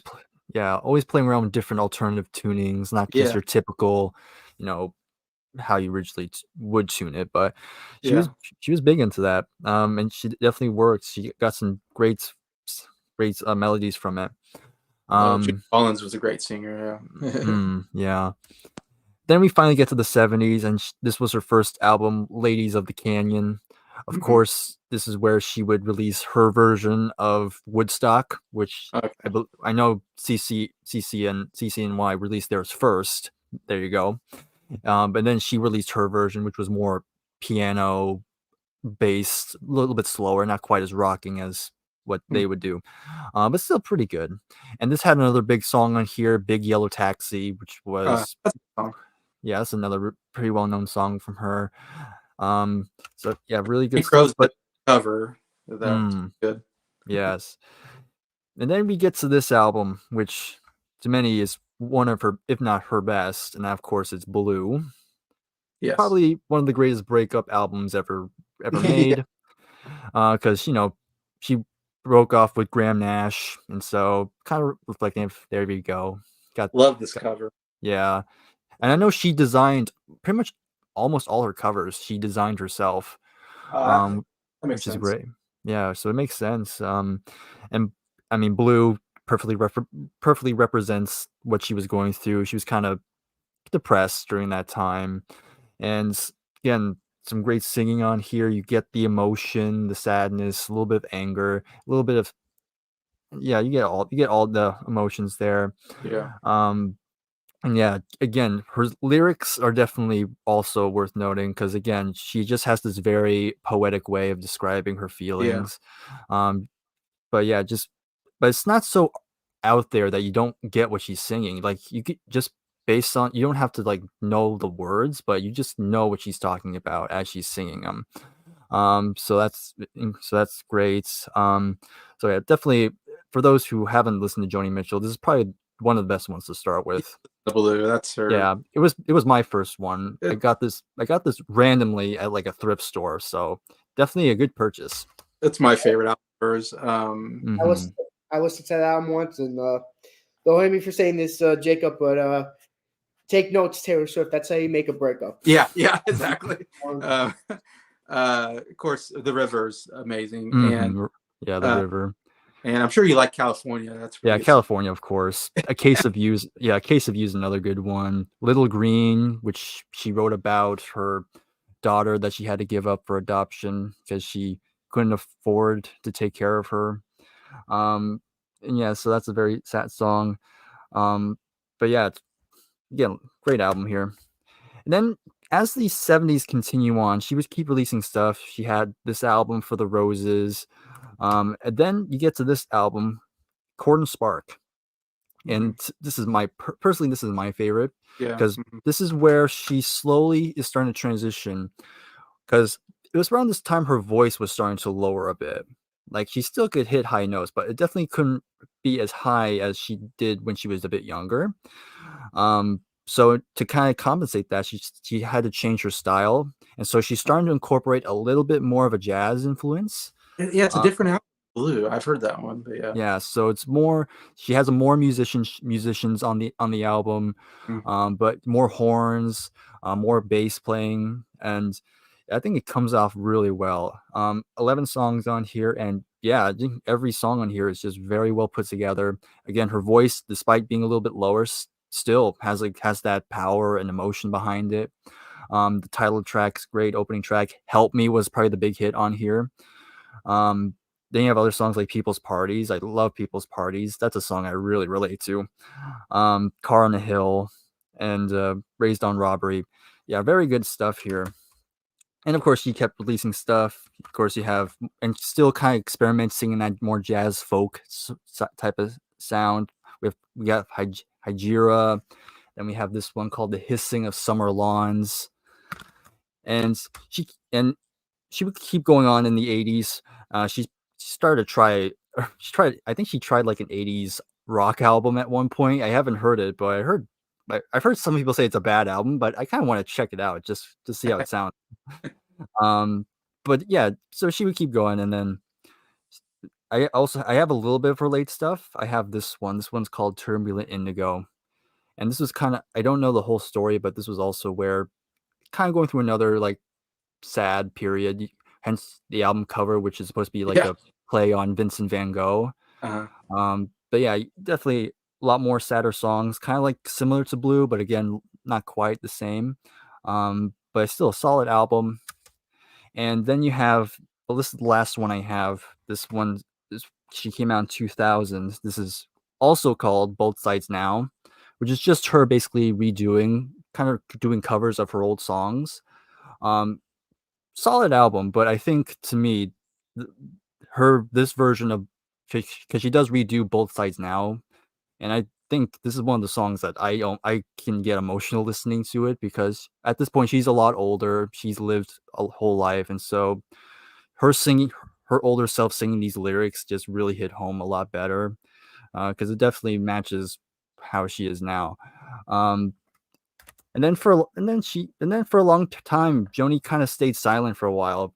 I think because Yeah. she had a stroke at some point, which kind of affected her voice. Yeah, I don't really see her all that much. Yeah, she actually did recently start to make a resurgence, because I Okay. know she appeared. I forgot what festival it was, but it was very recently. She did a set with Brandy Carlisle, and Joni was just singing in the chair, and she actually was able to sing. She actually sung a little bit, which was very nice to hear. I did see the video. It's definitely nice to see her, and she actually still sounds very good despite her age and everything she's been through. But yeah, anyway, more of the story here. Again, just a great songwriter and great Right. lyrics, and just a really great musician all around. So just definitely want to get her on here. Definitely. Gotta get her in there. Except her music doesn't exist to me because I can't hear it on Right. Spotify. So Not on Spotify. unfortunately, so I can't really. It's hard to get up on her music. Mm. Have you ever heard of the album Herbie Hancock, Joni Love Letters, or something like that? I have not. I do know I do know that her and Herbie were pretty close. So yeah, I haven't heard that one. Okay, I heard it just the other day. I mean, it's Herbie Hancock, so it's very. It's very jazz. Yeah. I'm not a fan, and every song is like 7-8 minutes long. Right. But it's all Joni Mitchell songs. But yeah, he adds like jazz piano, and they have a different singer for each song. Okay. Interesting. And the river is one of them, and I forget who's the singer saying that. I forget now, but and Court and Spark is on there, I think. And anyways, I thought that might be interesting for you if you like. Yeah, I might check that one out. And you might like jazz more than me, so. It won album of the year, won Grammy album of the year. That's why I listened to it the other day. Okay, cool. Yeah, interesting idea. Taking her music, but picking a different singer, and yeah, different interpretation. Yeah, it's a different interpretation of Joni Mitchell's song, basically. Gotcha. All right, yeah, I might check that out. Have you ever heard of or been to Laurel Canyon, LA? I have not. Oh. I've heard of it. I guess that was where the musicians used to hang out. Because that was a big. California was huge, like for musicians. Yeah, hanging out and collaborating. Right. Yeah, I love Van Gogh. He's my favorite. Yeah, of course. Yeah, he's great. I love the song Vincent. That's one of my favorite songs. Oh yeah, Don McLean. Yeah. Starry Night, whatever that's my favorite painting. Yeah, different Got singer. here. Yeah, like the Alan Parsons Project. Yeah. There we go. All right. So I'll start with my second induction, and we are going to go with another female singer that I have on mine, and that is the Carly Simon. Mm, Uh, uh, what album is next to Hotel California? which one? The left or right? Because of course, Corn Spark is there, and then off to the very side is hard to see, but it's Bad Out of Hell. Bad Out of Hell. Oh, great album. Yeah. Love that album. Um, yeah, Carly Simon, one of my favorite female singers of all time. I absolutely love her voice. Had some huge hits in the 70s. Also a great songwriter, wrote some big stuff. Plays the piano and sings. She started in the 60s with her sister. They formed a girl duo called the Simon Sisters, and they made a couple albums in the 60s. Nothing real big. But then her sister quit the group, which her sister died just a couple years ago, too, unfortunately. Um, and in 1971, she came out with her debut album, her self-titled debut album. Did pretty well. Had a pretty big song in there. That's the Way I Heard It Should Be, I think it's called, which was a top 10 hit. She won the Grammy for a new artist at that time. And yeah, album did pretty well. She did another album in 1971 called Anticipation. Also, an album did pretty well, and it sparked one of her biggest hits, Anticipation. Really, really great song from her that point. Got a lot more Grammy nominations for that. And then next year, 72, she comes out with her biggest album called No Secrets, which is probably what she's most famous for. And it provides the biggest, probably, hit song of her career, which is You're So Vain, which is such a fun song. It's one of my favorite songs from the 70s period. It's so brilliantly written about song about somebody who, and we never know who she's talking about, someone famous that she's probably around, and that they're so vain that they think the song is written about them. I mean, it's brilliant songwriting. Yeah, I love that song. And she had a lot of big hits during that period. Next, in 1974, I think it was, she had an album called Hot Cakes, and she had a big song in there called Mockingbird, which was a duet with James Taylor, who she was married to or got married to at one point. They were a couple, which, what a power couple that is, James Taylor, Carly Simon, two really great singer-songwriters. Then, unfortunately, I don't have any of her albums or any of her stuff. I need to get some of her stuff. 1977, she would write a theme song for James Bond, The Spy Who Loved Me. A really great movie from James Bond. And it's called Nobody Does It Better, which is personally my favorite James Bond theme song. I absolutely love that song. One of her best stuff. And I think it's considered one of the great songs in James Bond. So many great songs in James Bond. And it was interesting. It was more of a slower, ballad, which is somewhat unusual for James Bond theme songs, but absolutely excellent. Yeah, and she'd do some albums not as big. And then in the 80s, I want to say around 86, 87, she comes out with Coming Around Again, which is a really good album. Again, Coming Around Again was a big hit for her. And there's a couple other big hits on that. It's, to me, one of the great 80s albums, in my opinion. Um, uh, which I'm forgetting. I don't have the songs in front of me, but yeah, I had some really good stuff there. In 88, she would write a song for a movie called Working Girl called Let the River Run, which would win her the Oscar for Best Song. So she's an Oscar winner as well. Anyways, but yeah, and that was kind of the last, I think, big thing that she did. But yeah, amazing singer and songwriter. One of my favorite female singers, I think, out there, and definitely deserves to be in here. Mm. Which Jacob mentions, yeah. The theme song, Nobody Does Better. Yeah, great song. Yeah, it's my favorite. Yeah, Nobody Does It Better. Yeah. Rolling Stones Connection. I think it's referring to the last comment. It's a song from Between the Buttons. Oh, here we go. Mick Jagger did backing vocals on You're So Vain. Oh, that's right. He did. That's absolutely right. I remember my dad telling me that, and that was interesting background information on it. Many speculate that someone wrote the song about him. Some think it's Beatty, what's his name? Betty Davis? No. No, now I'm forgetting his name, but I think she dated this actor, and because it talks about the horse, then his horse like naturally won. I think he owned a horse or something.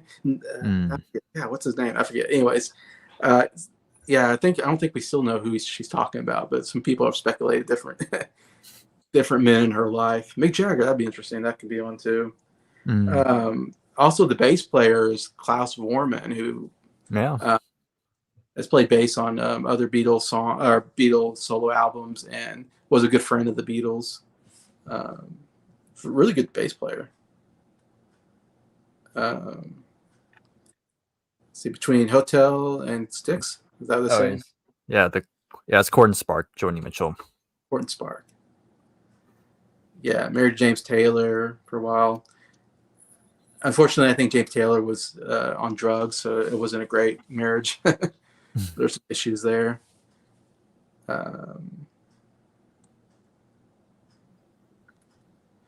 Nobody Does It Better, written by Marvin Hamlish. Okay. Carefully say. So it wasn't written by her. Your Horse is Keith Richards. Yeah, Warren Beatty. That's who I was talking about. Yeah, Warren Beatty. Okay. He was a big actor at the time. Anyways, but yeah, that's Carly Simon for you. So now we go to Nick with your 6. My 6th pick is going to be John Entwistle of The Who. I had to get a Who solo artist in there since I got a Beatles solo artist. Yeah. I'm not as familiar with his solo albums as much as George Harrison's. I am definitely going to be doing a deep dive of him soon. The album you make? Let me look. I don't remember. I don't know off the top of my head. Okay. Yeah, I don't know much about his solo work. Yeah. 1, 2, 3, 4. I think there's like 5 or 6. Oh, okay. So yeah, he didn't have a whole lot of albums, but the one I am familiar with is Smash Your Head Against the Wall. It's basically his All Things Must Pass. Okay. A bunch of songs he wrote for Who's Next, but were rejected, and he was like sick and tired of not being able to sing on more Who songs, so he made that album like just out of spite. And it's my favorite. It's my favorite Entwistle. It's my favorite solo album. It's a fantastic album. Yeah, really solid stuff though. Really like it's basically a good way to describe it. It's basically My Wife, but like 9 songs of it. So if you like My Wife from Who's Next, My Wife. You're gonna like this album. It's the debut. You're gonna like it. It's a really good album. But yeah, definitely worthy of being in the Hall of Fame because he's my favorite Who member. So hopefully some good bass playing him. Yes. Yeah. You might like it. All right. So go to Bryer with your 6. All right. I'm going to make this one quick because this is basically going to become a I'm guessing you're going to hard rock, but that's a guess for mine. Not quite. Okay. But yeah, so I'll make it quick, but next one is going to be Black Sabbath. So of course we're going to some heavy metal territory now. Familiar with you and Nick. Oh yes, and that takes us to the shameless plug. Yes. So of course, me and Nick on Nick's channel, the guy right above me, to people's right. So we're doing a series going through every Black Sabbath album, and of course, earlier today we just did Sabotage. That was their 6th album. So we're still continuing with that. We're almost done with the Ozzy years, and then we'll go on to the 80s stuff soon. But anyhow, back to this. So of course Black Sabbath is credited as the godfathers of heavy metal. Of course there were at least, well, when luckily not Black Sabbath, but when Ozzy went solo, then heck yeah, bats were harmed. Yes, but of course, when it comes to the formation of heavy metal, it's usually Black Sabbath that gets the sole credit, even though other bands had kind of dabbled in more heavier stuff. Of course, Led Zeppelin have done stuff like it. Deep Purple also gets lumped into it. But when people think of the true sound of heavy metal, it usually goes to here. And of course, starts off with their debut album from 1970. Of course, very very bluesy. It's more heavy blues than metal, but again, Tony Iommi's guitar tone is pretty much sets the groundwork on what many metal bands would take from. So very good debut. Then it really came to head on their second album, which of course was Paranoid, which had some of their big, most well-known songs like the title track, War Pigs, Iron Man, and of course some iconic riffs by Tony Iommi again. Just very recognizable. Like you hear the riffs and you know what songs that are playing. And of course the rest of the band is great as well. Geezer Butler provides the great bass playing and provides most of the lyrics during this period. Bill Ward, a very underrated drummer. And of course, can't forget about the Prince of Darkness himself, Ozzy Osbourne. Yep, just as unique. So, of course, has that again, that recognizable voice. Like, again, you hear Ozzy and you can't really pinpoint anybody that sounds like him or looks like him either. No. Yeah. So they kept releasing more albums in the 70s. Sharon, yeah. Sharon. Yes. Luckily, that's way later in the future. Yeah. But yeah, you have Master Reality, of course, Volume 4. My personal favorite, Sabbath, Bloody Sabbath, and then you have, of course, Sabotage. Which many people say that these first 6 are the classic period. They would release some more albums with Ozzy, but of course you have these 2, Technical Ecstasy and Never Say Die. Of course, people say these are kind of a step down from those. And so by this point, drugs got out of hands. Ozzy, they kicked Ozzy out of the band, basically. But you think that would be the end of Black Sabbath, but nope. Going into the 80s, they would continue with a different lead singer. Of course, their new lead singer was Ronnie James Dio, who pretty highly regarded in the metal scene. Some people say he has one of the greatest vocals in rock and metal. And of course, they released this album, Heaven and Hell, in 1980. Love that album. Yes, to me, these 2 albums here, Heaven and Hell and The Mob Rules, great stuff. Really good stuff from the band. And it really shows they could still make it without Ozzy being there. And then Dio left the band. And so now they need a new lead singer in 83. Who did they get this time? They got none other than Deep Purple lead singer Ian Gillan. And they did one album with him. And that was this album, which has this gorgeous artwork cover. What the heck? Yep. It's amazing, isn't it? It's almost like it stares into your soul. That would give you nightmares if you want nightmares. Yeah, I would wear this on a shirt. Not Queen's. Yeah, no, not like that. What's it called? News of the World. News of the World. Yeah. I'll tell you a story. I'll tell you a quick story about this album cover. But when Ian Gillan first saw this album cover, he vomited. Yeah. So yeah, still did decently well. But then Ian left again, and so this kind of started a low period for the band where they weren't selling that much. They were kind of touring, but not as big as they once were. And it kind of stayed like that for a long time until I think it was, forget what year, but in the early 2010s, somewhere around there, Ozzy came back for one more album, and that was called 13. And it was kind of a big deal having Ozzy back after all that time. And then they would do one more final tour, and then once that tour was over, that's it. Black Sabbath hasn't been active ever since. Okay. So of course Ozzy's still going with his solo career, and then all the other members are doing their own thing. I know Tony was recently featured on one of Ozzy's solo albums last year, I think. So they're still going on. But of course, Black Sabbath had to get them in here because, again, when it comes to heavy metal, many bands has cited them as influence. Yeah. So of course you gotta put them on here. So that's my next choice. Yeah. Yeah. Definitely. Yeah. Ozzy Osbourne. Gosh. Legends in the Game. Thank you, Hey, Mike. Mike. This is about the Who. I think Townsend dominated the Who, so he didn't have much chance to shine. Talking about Entwistle. As far as songwriting, Townsend definitely was the major songwriter. Of course, Yeah. Doc was the main singer, but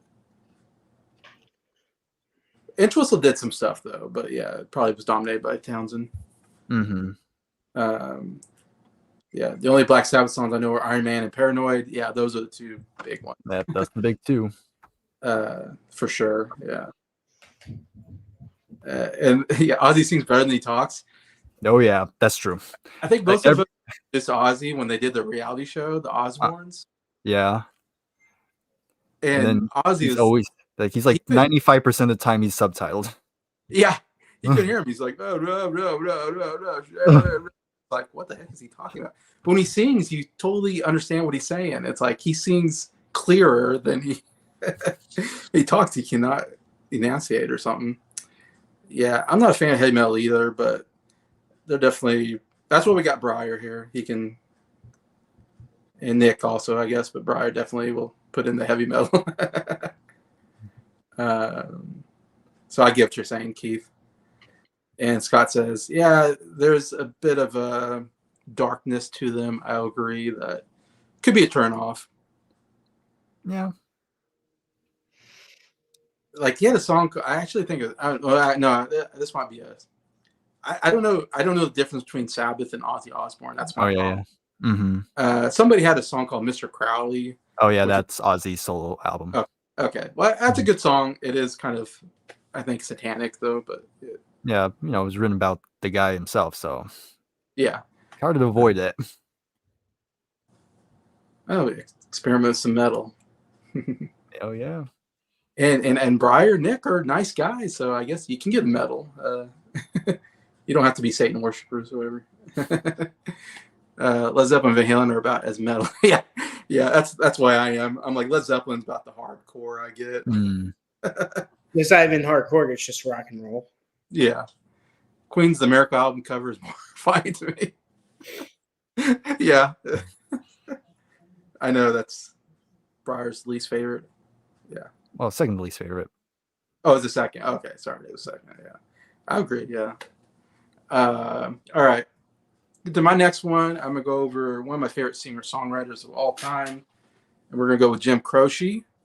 Absolutely love his work. Acoustic guitar playing. It's interesting. He wanted to be a singer in the '60s period.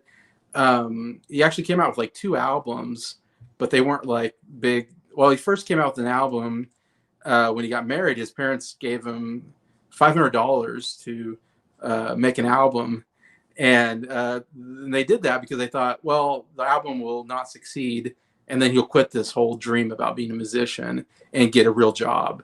Unfortunately, he sold all the albums. I mean, he didn't make a lot. He only sold like 500 or something, but it was successful enough that he continued the dream of being a musician. And then he got married, and then him and his wife were a duo. They were singing at bars together, and he came out with an album with her, actually. And again, it was not a huge, international hit album or anything.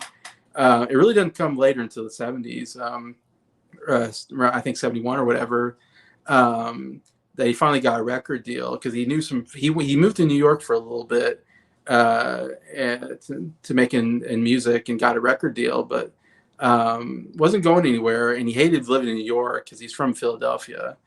And Nick, fellow Pennsylvanian, by the way, and they moved back to Pennsylvania, but he knew some people from New York, and they had a child, so he's like, I really need to make some money, and he was doing construction work and a lot of odd jobs like that, which he wasn't enjoying.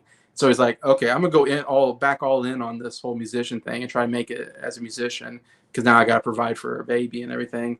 And so he put in a demo tape and did very well. They made an album, one of my favorite albums all time. You Don't Mess Around with Jim. Absolutely amazing album. Obviously, You Don't Mess Around with Jim was a huge hit off of here. New York's Not My Home is a really good song. Of course, talking about being in New York and not really liking being there. Photographs and Memories, I think, is an amazing, underrated song about the past. Operator, that's not the way it feels. Another huge hit on the radio. One of my favorite songs from him.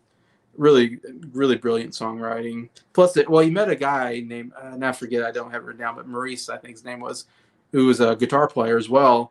And that really added to him when he added him. And they had two acoustic guitar. The second guy basically was doing the leads, of course, while he was the lead singer. And you can hear it on Operator. The two guitars work so well together.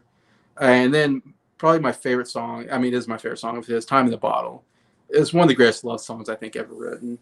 But yeah, so he comes out with that big hit. He then comes out with another album, Life and Times, I believe it is, which more, lots of other hits there, which I have. I didn't bring out, but I have that album as well on vinyl. But yeah, I had a lot of great hits with, and he writes stuff about his time in construction. And there's some fun songs like the Car Wash Blues and Roy, the Stock Car Boy, or I think it's called, or something like that. But man, he's just a great lyricist, and I love his voice. Really has a great voice. And he's kind of known as like this guy that I think blue collar people really liked because he had kind of this blue collar background. But yeah, lots of great stuff. Bad Leroy Brown, I think, was like maybe his only hit. Yeah, I think it was like the only #1 hit he might have had. Yeah, Lover's Cross, great song. Love that song. That name is also great. That was used in Django Unchained, the Quentin Tarantino movie. Yeah. Oh, that's great. That's a good movie too. But yeah, he had a lot of big hits. And then he came out with a third album called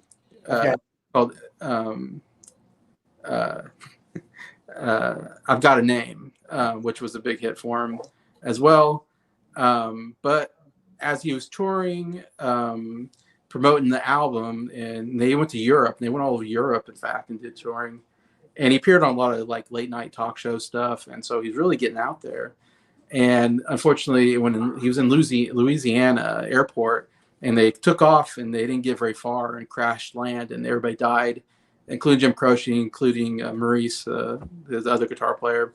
So very sad. He was only 30 years old, died in a plane crash, unfortunately, one of the big tragedies that we have. And his third album came out right after that. So only made 3 albums. All 3 albums, I think, are great. I'm a big fan of all 3. Really sad we didn't get more out of Jim Croce. Like, it felt like he just started and then he was gone. I know Time in the Bottle became a #1 hit afterwards because Time in the Bottle is talking about, doing the most with your time. It talks about, the whole thing about, you don't know how much time you've got, kind of thing, and to make the most with your time. And it hit really well with fans because he just passed away, and that became a huge hit at that point, a big #1 radio hit. But anyways, I recommend all 3 albums. Really easy to get into. Just, yeah, incredible singer-songwriter. You know what, Jason? Just to honor him even more, after we're done doing that, after we're done doing the long series of John Denver, we could do. We definitely should do Jim. Oh yeah. He has 3 albums, like you said, easy into. That should be our next series after John Denver. Yeah. I didn't write all the songs, but he has a lot. I mean, for 3 albums, lots of big hits on there. See, Jake says, my roommate, who's also at the same preaching school I attend, is a metalhead. So, okay, you can be a preacher and be a metalhead. I didn't know. Oh. Favorite songs, Time in the Bottle, Leroy Brown, and I Got a Name, all great. I have to tell you I love you in a song, another good song up there. Yeah, plane crashes kill musicians. Yeah, Buddy Holly and La Bamba, and Mm-hmm. then you got him, John Denver. I mean, yeah, Leonard That Skinner. plane crash just seemed Leonard to be the thing. John Denver was this to me the saddest Oh, because I was so sad when that happened because I was around when that happened. But yeah, lots of sad plane crashes, unfortunately. Like, man, it makes me scared to get in the plane sometimes. I mean, a small plane. Big planes, I don't mind so much, but small planes, that seems like where the accidents happen. But, anyways, but yeah. So now we're going to Nick with what? Your 7? Yes. I have 4 more artists to cover, and yeah, this is my next artist I'm going to be covering is a band called Aerosmith. Yeah, I, I've th- heard I of them. think I think Jacob, Bryer, and Jason might have heard of them. Yeah, we covered Yep. them. Mm-hmm. And Jacob's in the chat. And where do I even begin with the Aerosmith? One of the all-time best, one of the greatest rock bands of all times. Even their debut, nice raw energy. Definitely hear the influence from, well, like Led Zeppelin and the Rolling Stones. Then you get to the next album, Get Your Wings. Uh, yes, can't go wrong with the Demon of Screaming. Yeah, the Yep. screen.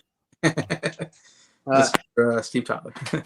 of course, their debut has Dream On. But next album, Yep. big step in the right direction. Great album, Get Your Wings.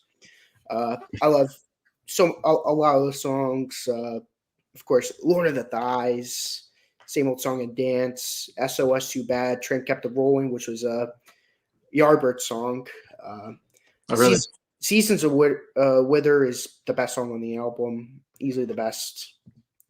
Then, of course, they're the next 2 albums. Their most commercially successful, Toys in the Attic. Where's Attic? I own that album. I just don't know where it is right now. Same with the Rocks. Those 2 albums are epic, scoring songs like Toys in the Attic, Uncle Salty, Walk This Way, Adam's Apple, Sweet Emotion, No More, No More, and the very funny Big 10-inch record. And then with the Rocks, you got Back in the Sadie, Sick as a Dog, Get the Let Out. Not like Get the Let Out like Led Zeppelin. It's a song called Get the Let Out. Home Tonight, Combination, Rats in the Cellar. Just great song after great song. But the album that I really like, that's my favorite album. You know what's crazy is my favorite album is Draw the Line. I think it's their most. Oh, really? Too. I love Draw the Line. Yeah, that's a pretty good one. Freaking love that album. It's basically their volume 4, which me and Bryer know what that is. It's the cocaine album. Yep. Of course, it has Draw the Line on it. Aerosmith, yeah. Kings and Queens, Milk Cow Blues, which is far better than the Kinks version. Yeah. Cypher Sore Eyes. I Want to Know Why. It's just another album that just has great song after great song. I think these 3 albums are like, to me, Yeah, Kings and Queens is a good song. These 3 these 3 albums to me. Yeah. That's fair. But for me, these 3 albums are like the highlight of their. It's why I have them in here.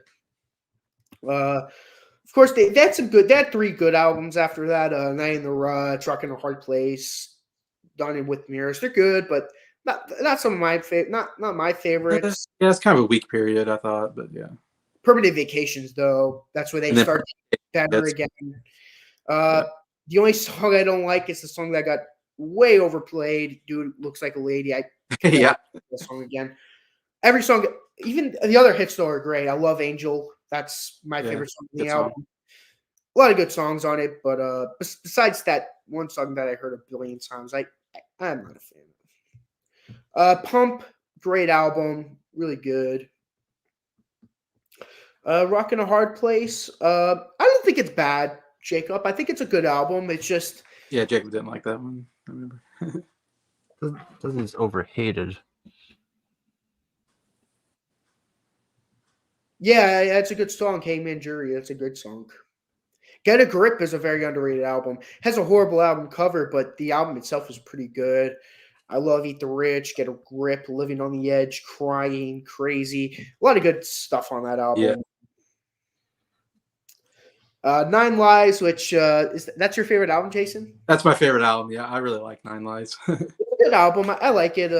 It's not my favorite album by any means, but I totally get where you're coming from. Has a cool album cover too, if you ask I me. really like the late 80s into the 90s is like my favorite period, while Bryer was more like the 70s, I think, or something like that. I already mentioned Yeah. where my favorite period is, but I get where other people get their, favoritisms. And I guess it's their sellout period. I don't know. I don't call it a sellout period. I hate when people use that, like, I know. it's them selling out. No, it's just them changing their direction. Yeah. The pop direction. That's not selling out. Selling out is if like someone came to their band and gave them like a lot of money and it was like, make this music, They chose to do that. It's not like selling out is when a person forces them to do it with a lot of money. Then I would say that's selling out, but they didn't sell out. They just changed their direction. I feel like they went more pop during that period. That's why. It's going more pop. It's not selling out. They do that with Fleetwood Mac. It pissed me off. I know. They didn't. It annoys me. Like me and Scott share that same feeling on that. Their last three albums aren't the best. Hold on. I don't know if that's an album or not. Yeah, actually, no, it's a demo album. Their last two albums, I'm not the biggest fan of. Hunkin' on the Babu and Music from Another Dimension. I'm not a fan of those. Those are just all right. I like the last album, but the Hobo whatever one I did not like at all. Yeah, of course, Don't Want to Miss a Thing, nominated for an Oscar. Yeah. Well, yeah, and that's gonna be my pick, Aerosmith. Yeah, my favorite song was "What Could Have Been Love" from the last album. Yeah, I love that song. I'm gonna hop off for not leave the stream, but I'll be back in a few minutes, so you guys can continue. Okay. All right. Okay. All right. All right, Bryer. Continue. All right. Let's just get my last metal pick out of the way. So next up, we're gonna go with Judas Priest next. So Judas Priest, another one of the big bands. To me, they took what Sabbath started, and I think this is where metal was starting to get perfected a little bit more. I'm not going to go into the specifics of their history because their beginnings is kind of confusing. But basically, what you need to know: the big names of the band. Of course, you have Rob Halford on lead vocals. Then you have the two lead guitarists, Glenn Tipton and KK Downing. And then their bass player, Ian Hill, is another member that stuck around since the beginning. So what made Judas Priest different from most bands at that time is that they really started to popularize the twin guitar format because, they didn't start it, but they definitely brought it more prevalent where you have two lead guitarists in the band rather than just having one. Huh. So they released their first album in 1974 with this one, Rock-a-Rolla.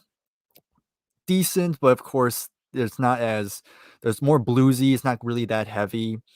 And Rob hasn't really found his unique voice. He kind of plays it kind of safe.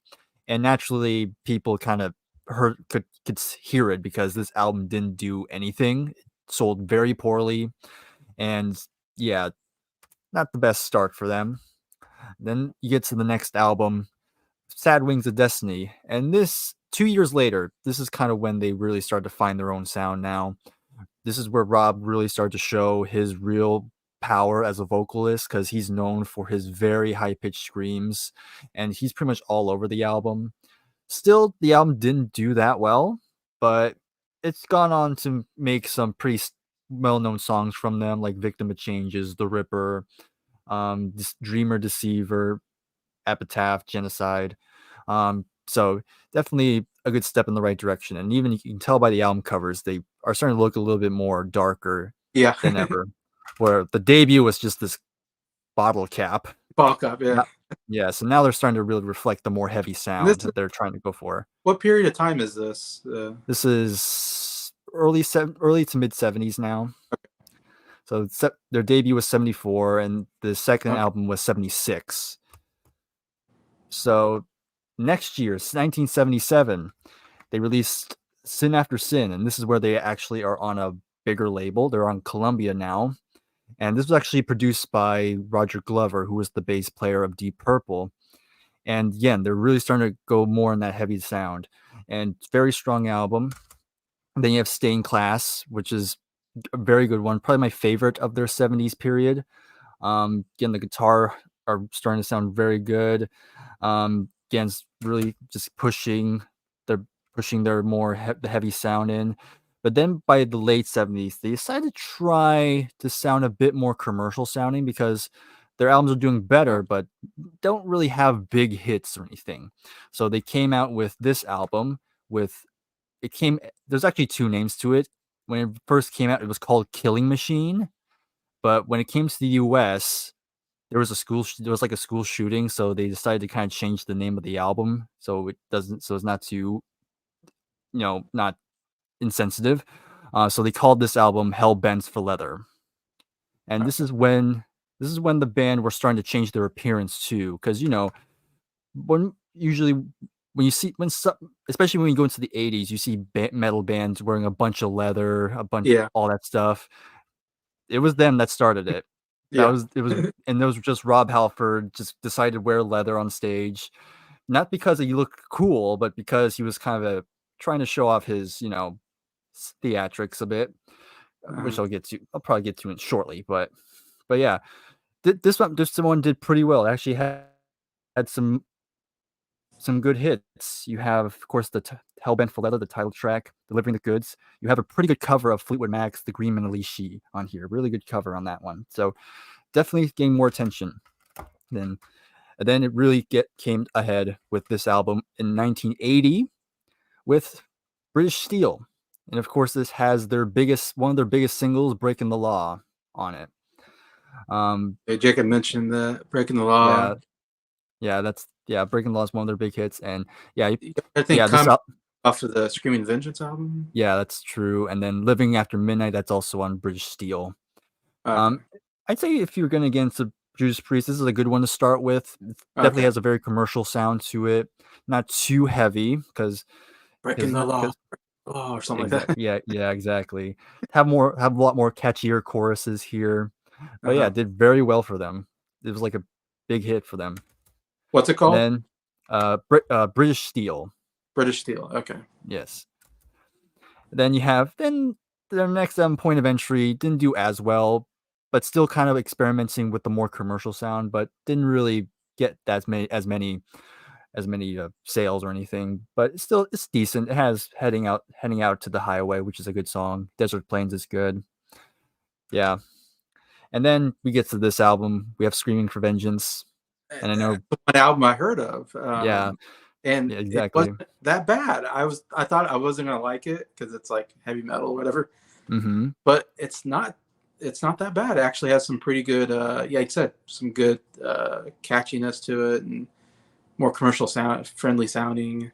Mm-hmm. Uh, I would say if you don't like heavy metal, that's a good album to listen to probably. Yeah, yeah. I'd say British Steel and this album were kind of my entry points for them Yeah. because I was kind of in the same boat where I was not that big into metal, but hearing this was kind of like a good way to kind of tip my toes into it. So yeah, I agree. This is like a good way to get into more heavier stuff. Yeah. And I say this is probably still my favorite Judas Priest album, for that reason. But yeah, it's a great album. Of course, it has their big hits. You've Got Another Thing Coming, but that's probably the biggest hit on here. But the rest of the album's really good stuff. Yeah, that's a good song, and I've heard it on the radio, so I'm like, oh wow, like I didn't think Judas Priest made anything I ever heard of, and I was like, oh, Hmm. now I've heard some of this stuff. Hmm. Yes, and I should also mention about I don't know. We've all seen Spinal Tap, right? Yeah, Yeah. You know the whole joke about they're constantly getting new drummers? yeah. This is the band they took it from because they've had many drummers throughout the years. Yes. Yeah. But yeah, anyhow, I'm not gonna go through the whole career, but yeah, they keep going through the 80s again, still going for more polished sound. And then by the 90s, they decided to go back to a more heavier sound because they haven't really done that in a while. So they came out with Painkiller, which is by far their heaviest album. Like, Okay. yeah, so it's a lot more in your face, much louder. Rob Halford's just pushing his range to the absolute limit. I mean, I love it. I love it now, but definitely Okay. not a good for newcomers. If Right. yeah, so probably not. Um, of course, of course, after that album, Rob would leave the band to go solo for a little bit, Oh, and they would continue without him, but didn't do nearly as well. It wasn't until 2005 where Rob actually did come back, and Rob's been in the band ever since, and they're still going. Still a couple lineup changes because I know one of the guitarists left, and they have another one in. I know another one of the guitarists, Glenn Tipton, had to step back because he was diagnosed with Parkinson's, so he couldn't really go live anywhere. But he's still in the band, but he's more like a behind the scenes person now. But Rob's still in the band. He's in his 70s and he can still scream like he hasn't aged a day. um, and this is their latest album. This came out in 2018, Firepower. Very strong album, showing that even after all these years, they can still crank out a good album. And they have a new album coming out this year in oh March, really? and I've already pre-ordered it, so I'm going to listen to that one. Oh, And wow. at least a couple singles, and sounds pretty good, so I'm looking forward to it. But yeah, I just want to get Judas Priest in here, and of course they're pretty. I know Rob Halford is pretty well respected because, especially in the LGBT community, because he came out as gay in the '90s, so that was a thing. But of course, he's still considered a metal god, so I just want to shout that out. But that's my next pick, Judas Priest. Yeah, I'm not a big Judas Priest guy either, so I understand Keith. Did I miss much besides Judas Priest? Or No, just No. Judas. okay, so I didn't. I don't know their music, so I didn't miss much. Yeah. um, yeah, even the name is a little weird to me. They actually took it from a Bob Dylan song. Oh, okay. Yeah, it was in one of the lyrics, I think, or was it a song title? I Frankie forget. Lee and Judas Priest. That's the name of the song. Yeah, there we go. That's it. That's the song. That's my favorite song from Wesley Harding. That's you know what's crazy. That may or may not be my favorite Bob Dylan song. That and Hurricane from Desire. Mhm. That and Hurricane. Those are my two favorite Dylan songs. I love the storytelling, so I'm glad that's where they got the influence from. Interesting. Yeah, I've only heard "Screaming Vengeance" because Bryer put it on our 50 essential albums of the 70s, I guess. I think it was the 80s, I think. Or is it 80s? I can't remember. Yeah, it was the 80s. 80s, okay. And so I gave it a listen, just like, okay, I need to listen to these albums that you guys are putting on here that I haven't heard before. And it surprised me that I didn't hate it. I gave it like a 7 out of 10, which is like an okay rating, not great. Like, it's not one I go back to, but I was like surprised by oh, this is not terrible. But yeah. I'll count. Yeah, right, Jason. 6 and because it looks like you have 7 more picks left, and well, not 7 more, but like in general. But I'm assuming you have 2 more picks left after. Yeah, I got 2 picks here. My next inductee is one very well known in the 60s and now solo career in the 70s, and that's Paul Simon. Made one of my favorite duos of all time, Simon and Garfunkel, which I inducted in the 60s Hall of Fame. And of course, we know in 1970, they would break up after their last album, Bridge Over Troubled Waters, which was their biggest album, won Grammy Album of the Year and Song of the Year. But Paul Simon went solo, which makes sense. He was the lead songwriter in the group and obviously can sing as well. And so had a very great solo career after having an amazing duo career with Garfunkel. And 1971 comes out with his debut album, self-titled debut album. Well, I say debut. I know he came out with an album in the 60s, a songbook album, but his solo career after the Simon Garfunkel's first album was Paul Simon. It's a pretty good album. I think it's a solid album, first album for him. He had some pretty good songs. I think he had Mother and Child Reunion, and also Me and Julio Down by the Schoolyard are 2 really good songs off of like that first album. But yeah, very solid. Then the next album, Ryman Simon, There Goes Ryman Simon, is actually my favorite album of his so far that I've heard. I haven't done a deep dive on him yet, so I need to do one at some point so I can get a little more feel for his overall career. But for some of the early albums I've heard of his, I really like this. It was in my top 5 favorite albums of the year of 1973 when I did that on Adam's channel, me and Bryer and Adam. But yeah, songs like I believe that has like Kodachrome, Something So Right is one of my favorite Paul Simon songs. Just brilliant. Again, Simon, one of the greatest songwriters I think we've ever had. Um, uh, Besides being a great guitar player, I think acoustic guitar player, and yeah, just amazing. I love the singer songwriters of this period, and Paul Simon is definitely one of them. Also, American Tune is a really good song off that album. Yeah, really great album. And then in I don't have the stuff in front of me, but I think it's like 75. He comes out with Still Crazy After All These Years, which is the biggest album at this point. Definitely one of the biggest albums he ever put out. Obviously, Still Crazy After All These Years, it was a big single for him. Also, 50 Ways to Leave Your Lover was a big single off that album. I think we lost Bryer. Hopefully he'll be back. He Neil Younged us. Yeah, Neil Younged us again. Um, the album won the Grammy Album of the Year. First one for solo career. He won one for Simon Garfunkel, and then he wins one here for this album. So pretty big album for him. Like I said, Neil Young is back. All right. Back. Let's do American Dream. Let's do American Dream.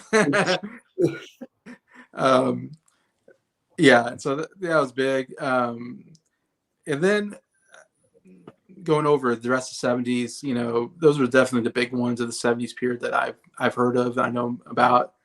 And then he gets in the 80s, and I haven't heard a lot of his 80s stuff, so I'm not real familiar with it until you get to, I think, 86, and you get to Graceland. And Graceland is another huge hit album for him. Spawns songs like Graceland, Diamonds on the Bottom for Shoes is a really good song. And then probably one of my favorite all-time songs is You Call Me Al. It's a really fun pop song, lots of horns in it. But it also won Grammy Album of the Year, so he's got 2 Grammy Album of the Year solo-wise, and one with Simon and Garfunkel. So I mean, absolutely incredible career. And I'd say he's, you know, obviously coming out of the folk rock era, so he's got that folk sound, he's got pop. I feel like Still Crazy After All These Years is kind of almost a slower style piano, almost jazzier style of music. And then you get to Graceland, he puts in like this African music, and so he's putting in kind of more world international music into his stuff. And he's also got like gospel in there and soul, and so he definitely puts in a lot of different genres into his music. Interestingly enough, yeah, I haven't heard One Trick Pony. Again, I need to listen to more. That's a pretty good one. Is that a good one? Yeah, that's a pretty good one. And also Hearts and Bones, I believe it was called, is another pretty good one. Okay. It's also in the 80s as well. That's an 80s, yeah. And interesting, like, I mean, you're talking about, you know, hit songs in the 60s with Simon Garfunkel, and then he's got these hits in the 70s and the 80s. So I mean, at least 3 different decades he's really been a huge influence in, I think, in music. He's gone off to do more albums I haven't listened to. The only thing I know is in 2006 maybe or something, he came out with an album, and I remember my older sister bought it and she enjoyed it. And it has one song I really like on it called Father and Daughter, which I think is one of my favorite of his. And it was off of a movie, like the Wild Thornberrys movie or something like that.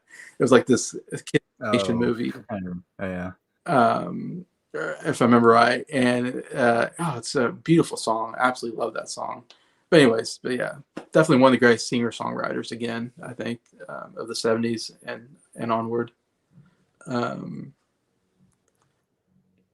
Yeah. The Beatles didn't have a real good drummer until Ringo came along. Still Crazy is your favorite album. Yeah, that was a big one. I know Bryer has a lot of his early stuff. Yeah, I have a good chunk of this catalog now. There Goes Rhyme Simon's my favorite so far. I don't know about you. What do you think? My favorite album by him still Yeah, Songbook. he's some good stuff. Songbook. I need to listen to that one. I just know a lot of that stuff was on the Simon Garfunkel albums as well. Interestingly enough, yeah. Yes, they did have a best drummer. Not the best he was a drummer, star. but a drummer. Pete Best drummer, to be exact. Okay. Yep. So that's Paul Simon. So now we go back to Nick. This next artist, they only had one album. This artist had a famous guitarist in it, Eric Clapton. I'm glad Scott's here to see me put this up. Derek and the Dominoes with they only had one album, like I just mentioned, Layla and other sort of love songs. I mentioned way earlier in the stream that Eric Clapton was assisting Harrison with his album, All Things Was Past. Same with Clapton. He was doing the same. Same with George Harrison. He was doing the same thing with All Things Was Past. There's actually a song he plays the guitar on, which was "Tell the Truth." Layla. He does that. He plays the guitar on that song. I love every. I love this album so much. I Looked Away, beautiful opener. Bell Bottom Blues, one of the best songs ever written. This song is like this album is a dedication to Patty Boyd. Really, that's who she. That's what this album's about. Is Patty Boyd. Bell Bottom Blues is The key highlight of that. George Harrison. Yeah, this is a well. This you know what makes this album so great is that this was like Eric Clapton's like pain and like he's so in love, but he can't really do much about it because she's in a relationship. And Exactly, Scott. I love Bell Bottom Blues so much. It's one of the all time best love songs. Keep on Growing, really good. Nobody Knows When You're Down and Out. It's really good. I Am Yours, Any Day, Key to the Highway, epic 10-minute blues track. Pretty funny story. The person who produces them, the producer, he was in the toilet and he heard them jamming. He always likes to capture them recording just in case they want to put it on the album.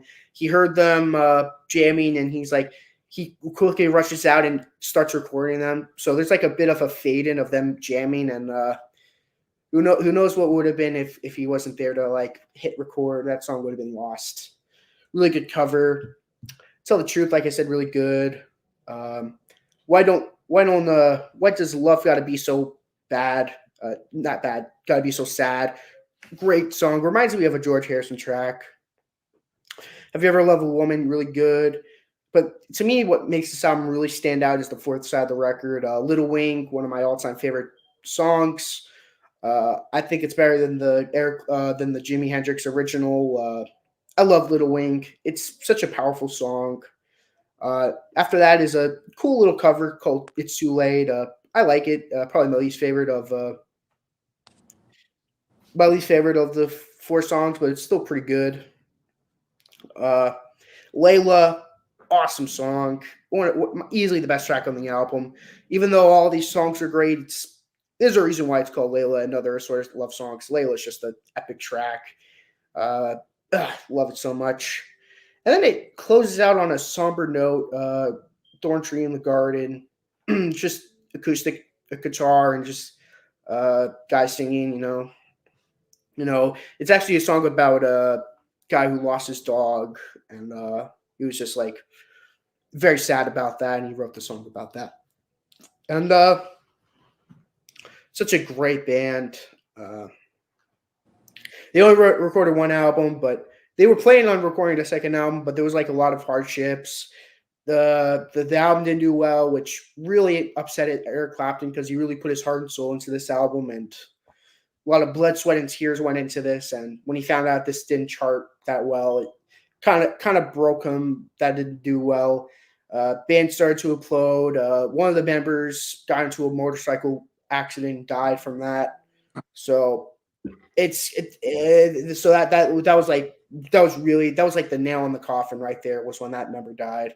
I forgot the name of the guy, but he was like a key member of this album, and he was like a key member in general. And when he died, that was like, they're like, yeah, we can't do it anymore. We got to break up. And they only had one album, and man, they really made a mark in history. Yes, Dwayne Allman. There it is. Yeah, Dwayne Allman. Yeah, Dwayne Allman got into a motorcycle accident. Okay. He wasn't an official member. He's kind of like Ian Stewart, where he wasn't an official member, but he did play in a lot of the songs. But yeah, there's the backstory on that, and yeah, that's the only reason why they didn't make another. That's like a big reason why they didn't make another album. They only had one, and you know what? It's kind of good that they started off with a bang and they ended off on a bang. It's just masterpiece. It's a masterpiece of an album, and definitely one of the greatest rock bands of all time. Definitely deserves their place in this rock and roll Hall of Fame, or just Hall of Fame in general. Yeah, I mean, interesting about Eric Clapton. I mean, he was in the Yardbirds, Cream, John Mayall Blues Brothers, Blind Faith. What? Blind Faith. Blind Faith. Okay, he's like in all these bands. Plus, he had a solo career, and I think he's in the Hall of Fame for solo career. 3 times. Yeah, Yardbirds and Cream. Oh, and Cream. Okay, Yardbirds and Cream. So, and not even Derek the Dominoes, of course, got in there probably because they only have one album. But so yeah, so they're they're underrated. Derek and the Dominoes in today's standards is underrated. The answer is yes to that question. Mm-hmm. Yes. That went to a drug-filled haze for a few years before his comeback. Yeah, he had a. Well, I know he has a song called Cocaine, so I'm guessing something like that probably happened. But something like that. Something like that. Mm-hmm. All right, so Bryer, going to your 8th pick. All right, next up, Deep Purple's next. Okay, so Deep Purple started in the 60s. They released 3 albums then. Of course, slightly different lineup. They released 3 albums in that period. So, of course, you have a couple big, but you still have some of the big names. You have Ritchie Blackmore on guitar, John Lord on keyboard, and then you have Ian Pace on drums. Those have always been like the core members there. But on these 3, you have Rod Evans on lead vocals, and he's a fine singer, but definitely more kind of not as heavy, but kind of hard rock, psychedelic at spots as well. But so they released those 3 albums.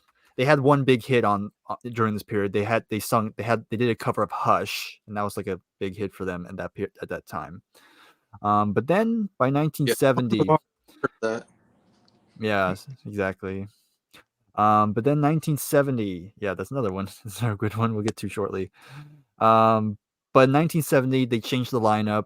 They got a new bass player with Roger Glover, and then they got a brand new vocalist, and that vocalist, of course, was Ian Gillan, and thus this was the first album he sung in rock. And already Ian Gillan really establishes himself as this powerhouse vocalist because he has this very low voice, but yeah, he can shriek up a storm. He's kind of one of Rob Halford's influence as well. So yeah, so again, this has probably the most well-known song on here was Child in Time, which is kind of this anti-war type of track. It starts very slow, but then Ian starts screaming and it keeps building to get this big jam session basically. But it's a very cool song, of course. Other songs like Speed King, Bloodsucker, Into the Fire, very good stuff here. It's my personal favorite Deep Purple album, but it's very heavy. This is what Ritchie wanted the band to be, to go on that more harder edge, and they were able to do it pretty well. Then of course this was the beginning of the classic lineup, which people call the Mark II lineup. Okay. Then from then you have big release Fireball, which did decently well, but the big album, of course, you can sort of see it behind me, and that is this album, Machine Head. Yep. Of course, yep, has probably the most well-known album. Has some of their most well-known songs like Highway Star, Tour Smoke on the Water, Lazy, Space Truckin'. Um, Okay. What he's I think some talking names. about. Yeah, there we go. Lazy is another good one. They also have some great deep cuts like Pictures of Home. But yeah, it's a classic one for a reason. Definitely a good starter for Deep Purple. Um, and they were a very good touring band as well because they were known for these long improvised jam sessions where they'll have the extended solos and stuff like that. Richie will either go on this crazy guitar thing where he's like doing all these tricks and whatever. And then Ian Pace will do like a guitar drum solo. And John Lord would do something on the keyboard. Like they were a pretty tight band, and they did do a live album called Made in Japan, and people say this is one of the best live albums ever. So it's definitely pretty good. But then again, that's when problems begin to happen, mainly between Ian and Richie, because those two had the biggest egos in the band, and of course they really clashed. And so they released this album. What do we? Who do you think we are? And this, you can tell they were pretty much on the brink of breaking up. So at that point, Ian quits the band, but of course they decide to keep going, and thus starts the Mark III lineup. So this time they also lost Roger Glover too, but they released Burn in 1974, and you have two new members. You have Glenn Hughes on bass and vocals, and the most notable one is going to be David Coverdale. David Coverdale, who would later on form Whitesnake. This is where he Uh-huh. got his starts because he was basically a nobody by this point, but this is where he was made a name for himself. And I think this is pretty good stuff. They would do Burn, Stormbringer, some solid stuff. But then Richie started to not like the direction that the band was going. So he decides to leave, and then they did Come Taste the Band with a different guitar player. His name was Tommy Bolin. It didn't do well, and at that point, the band decided to break up. And so 75 was like at that point their final album for a long time, until in the 80s they decided to rejoin with the classic lineup with Ian Gillan, Roger Glover, Richie Blackmore, Ian Pace, and John Lord, and they released Perfect Strangers, which to many people was a great comeback. So this came out in '84, I believe, and yeah, it's pretty solid, some good stuff. But of course, but yeah, that lineup didn't last very long because again, the old habits, old arguments cycled back, and so thus Deep Purple will go through many lineup changes as well. The current lineup, you have Ian Gillan still in the band, Oh, Ian Pace is still there, John Lord passed away, he's no longer with us. Richie, he's still doing his own thing. He still has no contact with the band. And you have different guitar players. Roger Glover's still there, and they're still releasing albums. This is like the oh, latest one really? I have. This came out in 2020, I believe. And I think it's pretty solid. It's pretty good stuff here. So they're still going and still releasing some good stuff. But yeah, Deep Purple, and again, one of those innovators when it comes to hard rock, and Yeah. a lot of the stuff that they would even influence some metal bands as well. Again, going back to Ian's vocal style and then Yeah. Richie's guitar playing, that again very influential. So had to get Deep Purple here. Yeah, I feel like Richie Blackmore, he's on a list of like great guitar players. If you see a list, he's on there. Hmm. It seems so. Yeah. Definitely on there. Ian Gillan, yeah, it's a great singer. Um, he Hmm. sang Jesus and That's right. and I mean, he's basically, Christ I mean, just Superstar. yeah. I mean, basically, this album here was is just his audition tape, basically, because I know when Andrew Lloyd Webber and Tim Rice heard this album, they knew they had their Jesus here. Yeah, he's great. um, Mhm. all right, I think we'll go back to Nick for your ninth pick, and then Bryer. Then we'll go me, Nick, Bryer to end the stream. But so Nick with your ninth pick. Before I say that, I just listened to the first 5 minutes of Lazy after not listening to it for a while. Ah, great song. Great song. Love Lazy. Love Lazy. Best song on the album, really. Getting out of the way. My next pick, second last pick, is going to go to a band, well, not a band, more groupish. Two females and two guys. That's not other than ABBA. The sweetest. Great Swedish group.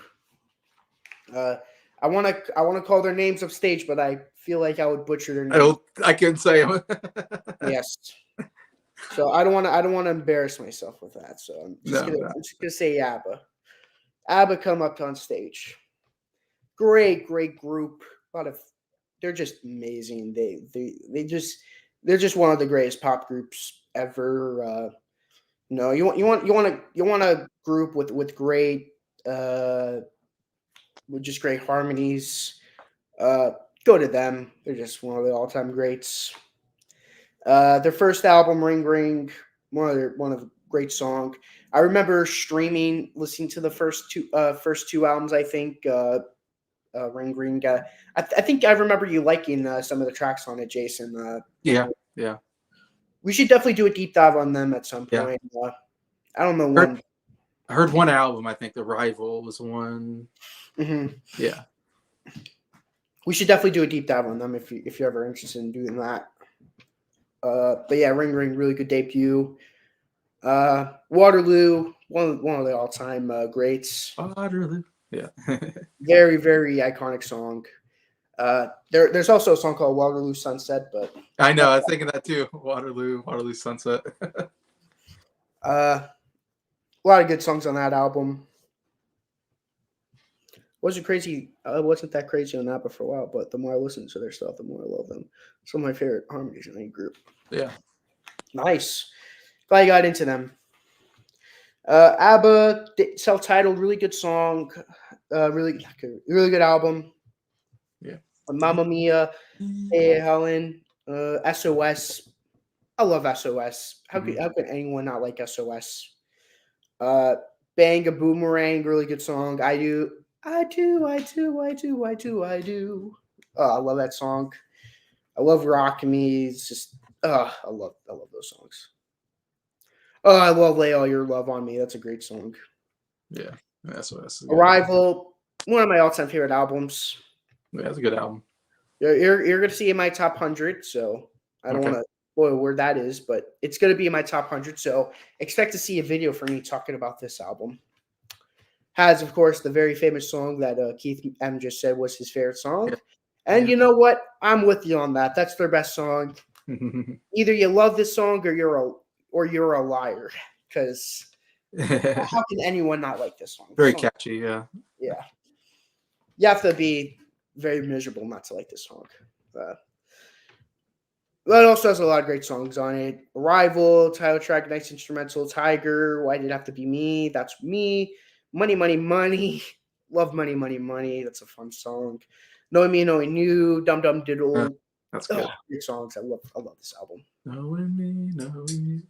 Then there's the ABBA the album, which has, of course, one of my all-time favorite songs by them. Take a Chance on Me. Yeah, it's good. Awesome song. Eagles, really good. Move On, Hole in Your Soul. I Wonder, Departure. Really good album. Vola's Voice. It's the album that comes after that. Really good song. The title track, Angel Eyes, Kisses of Fire. If it wasn't for the Nights, really good songs on this album. This is them sort of going more in a disco direction. Then there's the album Super Troopa with Super Trooper. Probably my least favorite. Voulez-vous. Oh, that's how you say it. Pull up the comment if you haven't already done it. Yeah, Voulez-vous. That's how you say the album. Voulez-vous. Yeah, that's I was just going by how it was pronounced. How it looks. Yeah. Super Trooper, probably my least favorite of their albums, but still really good. Super Trooper, the Winner Takes All, great song. Love That's the my one. favorite song, Winner Takes All. And of course, it has the song that Jacob just mentioned, "Lay all your love Uh, over on me." I love Mummy. Great stuff. It's my least favorite, but that just shows how great they are. That my least favorite album of theirs from like their first like uh 2, 4, 6 of their first 8 albums. How great they are. The Visitors, great. Well, for the longest time, we thought this was their last album. The Visitors. It. Yeah, I still wish this was their last album because this would have been a perfect way to end off their career. It's just a great closing. This is like great swan song of an album. They made another album called Voyage. It's all right. It's not bad, but it's definitely their weakest album, bar none. But yeah. I love ABBA so much. I'm that's the exact reason why I saved them for now, like until like part of the book end, like towards the end of the yeah, save some of the best for last, and ABBA's certainly yeah. the best. Did you do the Mamas and Papas for the '60s Yes. period?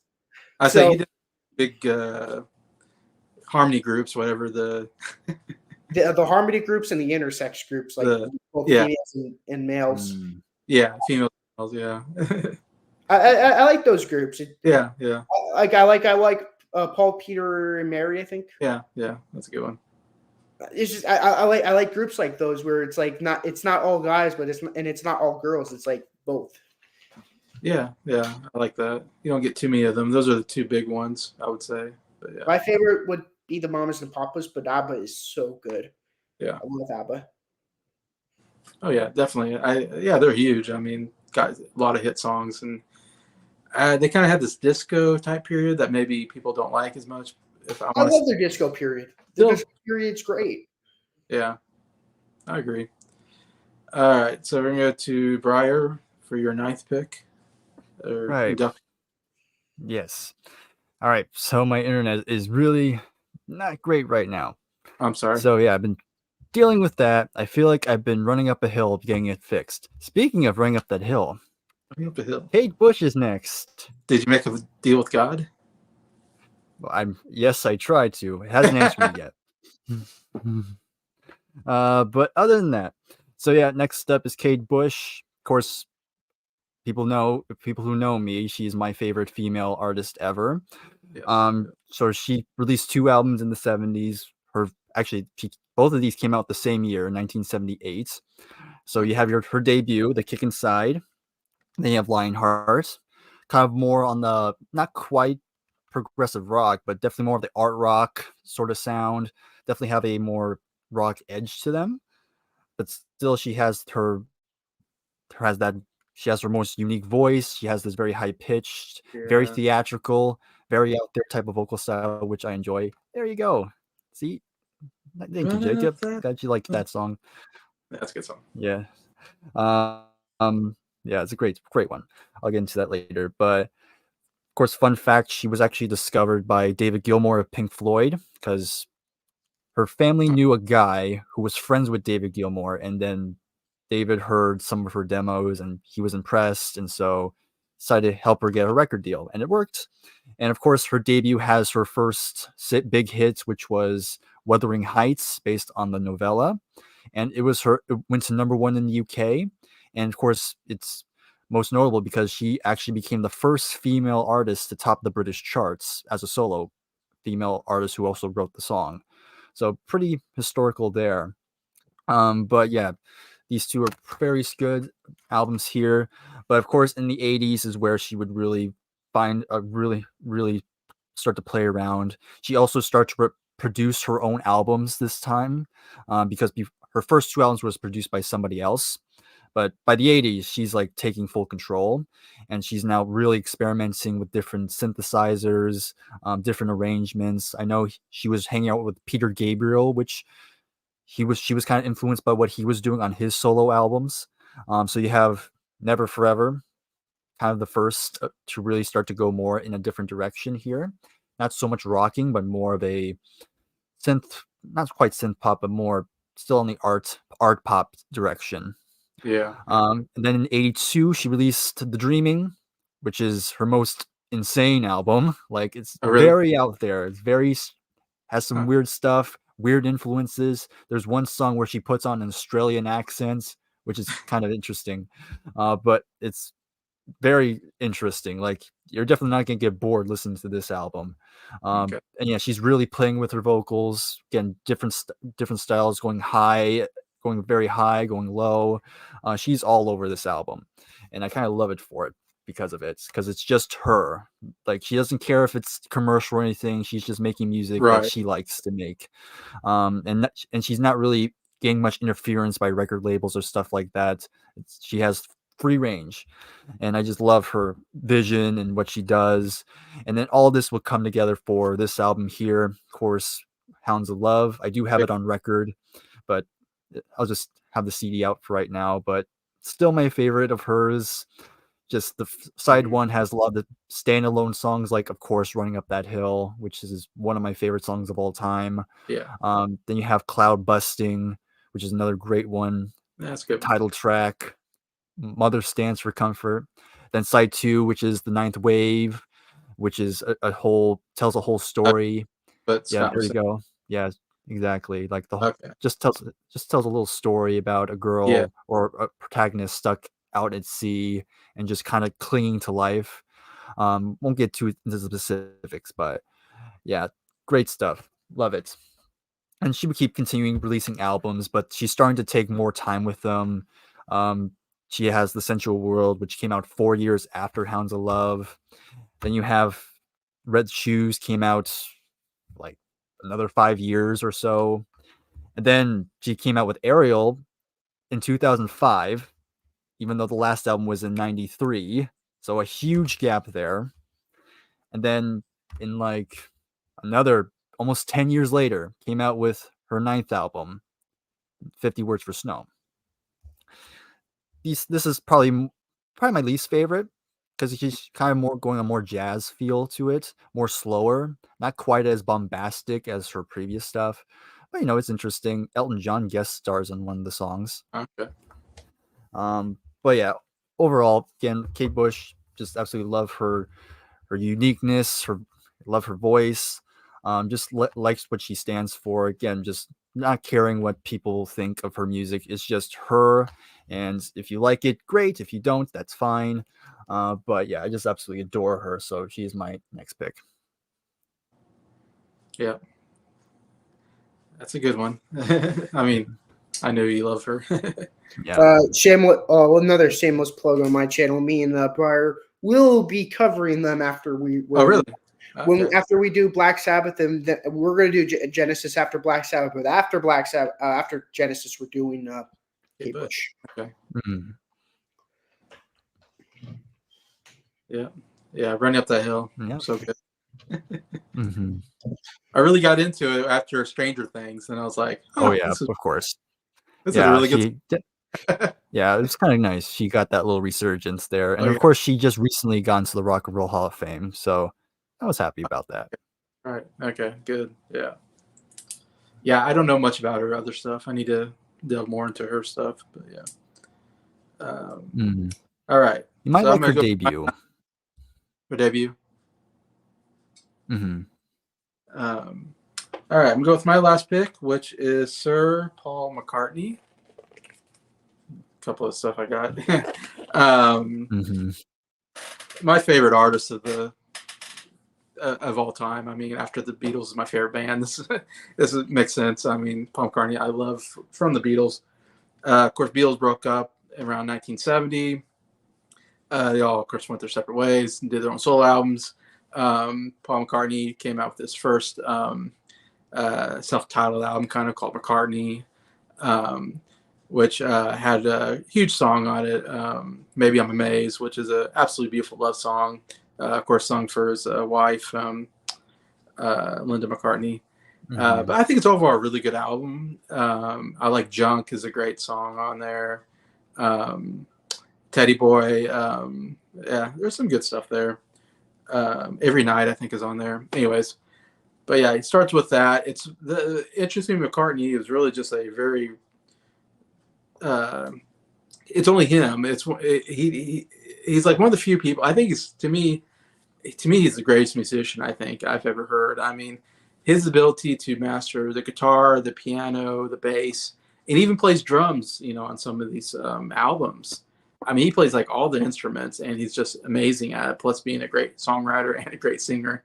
But yeah, he does like all the instruments I think on this album, on the McCartney first album. So it's a very raw album, not as good produced I think, but still I think really good album. Um, then he would him and Lennon. Second album I think it's called Paul and Linda McCartney, and that is a Ram, which is kind of a somewhat big album for him. A lot of people. I don't have that album at the moment, but uh, it's considered one of his big albums, of course. And it has a really great song, Admiral Hazley. There's more to that song. Now I'm forgetting the name of it, but really good song. But there's some other good stuff on there. But he then forms a band called Wings, which really I consider it just Paul McCartney, though it's like, yeah, it's a band, but I mean, Paul is definitely the leader and the mainly the songwriter and singer of that group. But he forms the band Wings, and they do several albums together. The big one, of course, is Band on the Run. I don't have a lot of their stuff, but this is my favorite album of theirs. Well, one of my favorite all-time albums. Definitely was their biggest too. I mean, I feel like his albums were doing. I mean, his first couple albums were doing pretty good, but then I feel like he wasn't doing as well. And then this album really kind of. This was the album that really made him like a great solo artist. I think I call it solo artist. I know it's Wings, but I consider it part of his solo work, I guess. And I've talked about this many times before on the channel, but yeah, I mean, Band on the Run, obviously amazing song, hit song off there. Jet is amazing on here. Yeah, Uncle Albert Halsley. That's what I forgot the Uncle Albert. That's a great song. But yeah, so much good stuff here. Of course, he has a long career, so I can't go through everything, but I got the most albums from him. And I want to get all of his stuff at some point. Like Venus Mars, Adam Gave Me This. Okay. Tug of War. I thought it was actually a pretty good album. I listened to this recently. Yeah, Here Today, which was written after John Lennon died. Great song about John Lennon. But yeah, Wanderlust. Ebony and Ivory. What? Ebony and Ivory. Ebony and Ivory. I like that song. I've heard some people don't like that, and I'm like, that's on that album. That's the best song on the album. Yeah, it's a solid duet with Stevie Wonder. Stevie Wonder, another great singer. I don't know. I really like it. I've heard some people be like, "Oh, that's the worst song on the album." I'm like, how can anyone not like that song? I know it's racy quality, like, right? Whatever. Some people could be grumps. Yeah. It was a big song too. I think it might have even been #1 hit or something for him. I can't remember, but yeah, Paul does write good songs in his sleep. That's a crazy thing. Like, Temporary Secretary is my favorite Paul McCartney song, unironically. Ironic. I know you said that. I think Bryer likes that song too. Yeah, I do like that song. Secretary song, but the worst. It's the best. I love. Yeah. Yes. It's my favorite song by him. It's so dumb. It's amazing. Yes. He sang that live, and that's the first time I heard it. When I heard him sing it live, and I was like, "What is this song? Why is he singing this song? Of all the great Beatles songs he could sing, why is he singing Temporary Secretary?" It's keep that likes it, so that's just me. But yeah, Tug of War, really good. I don't have all the albums. These are the ones I got. Pipes and Peace is actually one of my favorite albums of his. Say. It's not talked about enough. It has two, Michael Jackson duets on here, which are actually pretty good. Supposedly, this was like around the time when he was trying to like find another John Lennon. So like in the Tug of War, it was Stevie Wonder. In this album, it's Michael Jackson. And there's another album where he does it with something Presley or something. I forgot the name of the other guy, but Elvis Costello. I mean, yeah, Elvis Costello. He did. Elvis Costello. So he was trying to find another one in to like fill in his spot, and Yeah, to me, the best duet he does is Ebony and Ivory. That's the best, you know. Yeah, Ebony and Ivory is the best. Oh yeah, Ebony Ivory's a good pop song. I agree with that. But yeah, say, and I think This Is the Man is the other one he does with Michael. Actually, pretty good stuff. But yeah, great stuff for The Other Me, Through My Love. Uh, really underrated album. I think it's an absolutely excellent album. Um, he did London Town. I don't have that one. I think that's Money actually, Sounds great. That's a great Wings I think it's album. actually a pretty good album. I own it. You do? Okay. I think London Town's a good song, and then I think it has With a one of little, my is now I'm forgetting. And with a there's some little, good, what with a little luck. That's a song on London with Town. a yeah, that's a great song. That's one of my favorite. With a little luck. I didn't even mention like Listen to What the Man Says. Great. That's Venus and Mars that has that. Yeah, Venus and Mars. I didn't talk about that. That's one of my favorite of his. Really great. Um, but yeah, he has so many great stuff, and that's kind of his big period. I would say is that 70's, and then into the 80's. Like I said, not as big on the 80's, but like the Pipes of Peace is a really great album from that period. Uh, but I really love the 90's. Like I was like really into the 90's stuff more. I think I like even more than the 70's stuff. Off the Ground, which I listened to recently, I thought it was actually a pretty good album. Um, One of my favorite of his is Flaming Pie. I think is a really good album. And Calico Skies is my favorite Paul McCartney song of all time. I think it's absolutely beautiful. On the Lines with Blackbird, it's just the great acoustic guitar, great picking there. Beautiful, beautiful song. Driving Rain, I think it's an okay album. It's got some good stuff on here, including Driving Rain and let's see, Your Loving Flame is really good on there. And Chaos and Creation in the Backyard, really great album. One of my favorite, another one of my favorites of his. This is, I think, it's coming out around 2000. I think, and so we're getting to even to the 2000s. Which is crazy. It's like he's getting older and he's still making incredible music.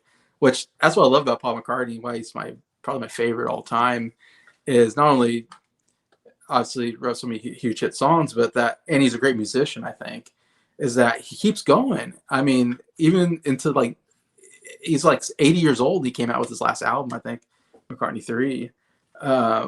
But yeah, really great album. Definitely recommend that. And then also I have Memory Almost Full, the next album, which I like a lot. I listened to it the other day. Dance Tonight, Feet in the Clouds is great.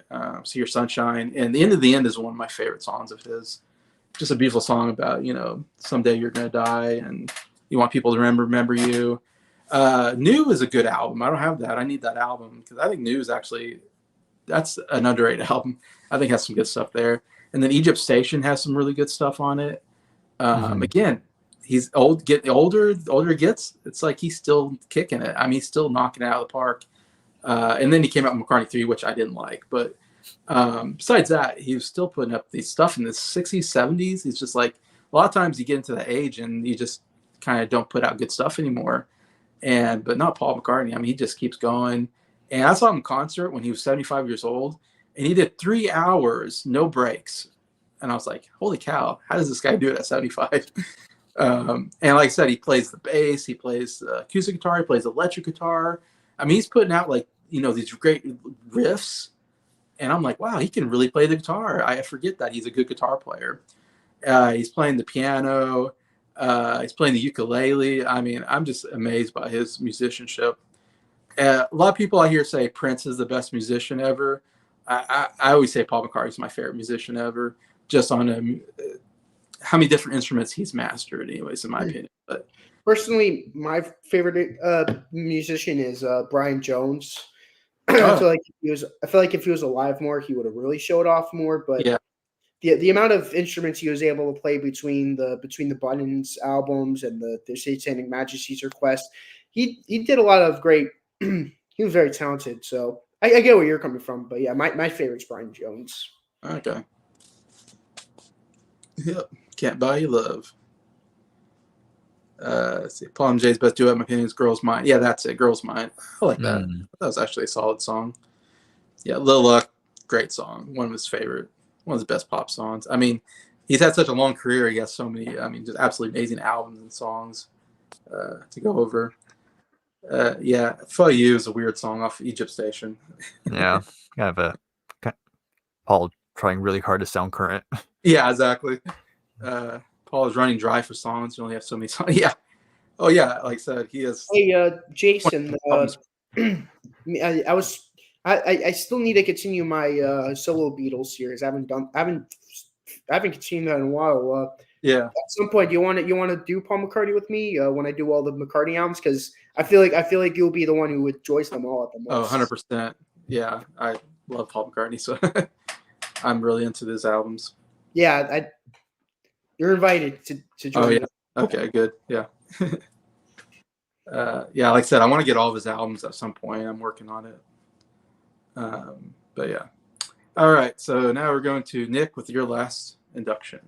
I'm gonna bring my last one. I'm gonna close out. I'm gonna go on to the Beatles stream, but I'm gonna be doing my chores, so I'll be on the stream. But as soon as you see me, we could start the stream. That's fine. I need to do some things after I say this artist. Okay.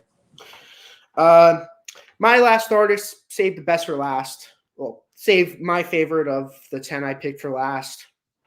That's Genesis right there. One of the all-time greats. One of the greatest prog bands of all time. See, even Bryer has it. Foxtrot. Love that album. I love Foxtrot, one of the greatest albums of all time. It's one of my favorites. It's in my top 100. I'm not going to spoil it where it's going to be at, but it's up there. Yeah. They started off. No Phil Collins was in the band. Phil Collins was not in the band. Nope. They made their first album in the 60s called From Genesis to Revelation, and it was like a more religious album. And me and Jason are the only ones who really enjoy that album. It's really good. It's probably because it's like very psychedelic-ish. It's like their most prog rock, I guess I like. And they get more poppier through the years, but this is like their most poppy of the Peter Gabriel albums. Yeah, I love From Genesis to Revelation. Yeah. I prefer the Peter Gabriel era, but the Phil Collins era is great in its own way. Love the Phil Collins era, but yeah. Then, of course, the next albums were all prog rock. Foxtrot, Trespass, Nursery Crime, Selling England by the Pound, and The Lamb Lies Down on Broadway, which Lamb Lies Down on Broadway, one of the greatest albums of all time. Great album. It's like a weird double album. When it's so weird. I'm so glad Jason liked that album. I was like, oh no, it's gonna be when Jason gets to that, he's gonna really question us on why we like that one. But thankfully he liked it. You know what's crazy is my favorite can't speak today. My favorite song by them is one of my all-time favorite songs, and that's Carpet Crawlers. Yeah, I love Carpet Crawlers. Love Carpet Crawlers. It's just I get lost to it every time I listen to it. Yeah. It's a masterpiece. Trick of the Tail, awesome album. This is like first Phil Collins album. This was like him trying to like sound like Peter Gabriel. Yeah. He does a great job at doing that. Then there's like sort of like a transition period from their prog rock albums to the more popular albums, Wind and Wuthering, and then there were 3. These are they're good albums, but they're not the best. Next is the 80s albums. Of course, Duke, one of the great album. Their first really full-on pop album. I really like this album. This is a really good Phil Collins album. Same with Abacab. I know this is Scott's favorite Genesis album, and I totally get why. A lot of good stuff on it. I will say my biggest hot take with Genesis is that I really do not like the self-titled album. Oh, yeah. I don't think it's their worst album. I don't like that album at all. There's like maybe like a song or two I might like think is all right. I just don't like this album. It's just it's not as I don't know. But they really pick it up a notch with the Invisible Touch. Really great album. It's one of their most despised albums, and I don't get why. It's a masterpiece. Yeah. One of their best Love albums. it. To me, it's their best post Peter Gabriel album that's not prog related. Like my favorite Phil Collins album is Trick of the Tail, but this is my second favorite from that period. Yeah. Visible Touch. That's all is not on there, but In Too Deep and Line of Confusion, they're great. Yeah. We Can't Dance is a really good album, very underrated. It's a really good. Yeah. It's not one of that's my. another album that gets hated on. It's not one of my personal favorites, but it's pretty it's good. so good. It's not bad, but it's not amazing. It's not the best of the best, but it's pretty good. I like the hits off of it. It's pretty good.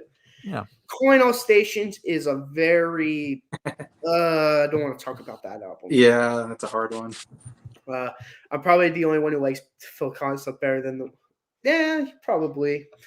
Yeah. Can't Dance is good. This also brings up to what we were talking about before with the Genesis sold out. They didn't sell out. No one came to their band and was like, "Here you go, Phil Collins. Here's $1 billion. Now change your sound drastically." And they're like, "Okay, no." They were like, "Let's go in a different direction. Let's do something different." Yeah, a lot of lineup changes through there. Yeah, that's the thing about Genesis is that Phil Collins wanted to change the band's direction, and they did. They weren't forced to it. They weren't bought into doing it. If they were bought into doing it, then they'll be like, I totally get it. They sold out. Bam. But they chose to do it. Yeah. Yeah. I would join you on that, Scott. I would totally join you on that. Selling out is when someone buys you into doing something that would make you more popular and get you more money. And like they didn't sell out. They changed. People got to know the difference between selling out and just changing their sound because it pisses me off. I hate it. But I'll see you guys in not you, Bryer. I'll see you sometime in the future, whether it be Fleetwood Mac or not. Jason, I'll see you for the Beatles stream, and I'll see you then. Yeah. All right. See ya. Genesis. Yeah. Now it's just a duo. Now it's two of us. Yep. Just the two of us. Yeah. Which I know Bryer is huge on Genesis as well. He kind of introduced me to not a band I don't think people talk enough about, but yeah. Peter Gabriel's good. Yeah. But I love the Phil Collins era. Yeah, and I can't really choose both, honestly. You like choose both? either anyway. Yeah, I like both. I can't really choose. They're both good for different reasons. But yeah, that's a good. Genesis was a good pick. Yeah. All right. So now one more left. One more left. All right. There's one band I have not talked about yet. Could you guess what that could be? King? There's one. Well, do I? Well, King Crimson. I think King Crimson. But no, not that one. And I already talked about Yes, by the way. Let's see. Not Yes. There it is. That's it. All right. Okay. No shock to anybody. My last pick. Oh. Am I cutting out again? Maybe. I cut out again, didn't I? I can hear you now.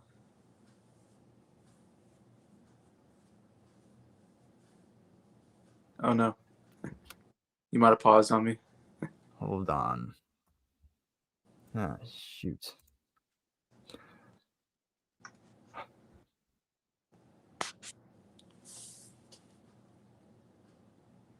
David Foster.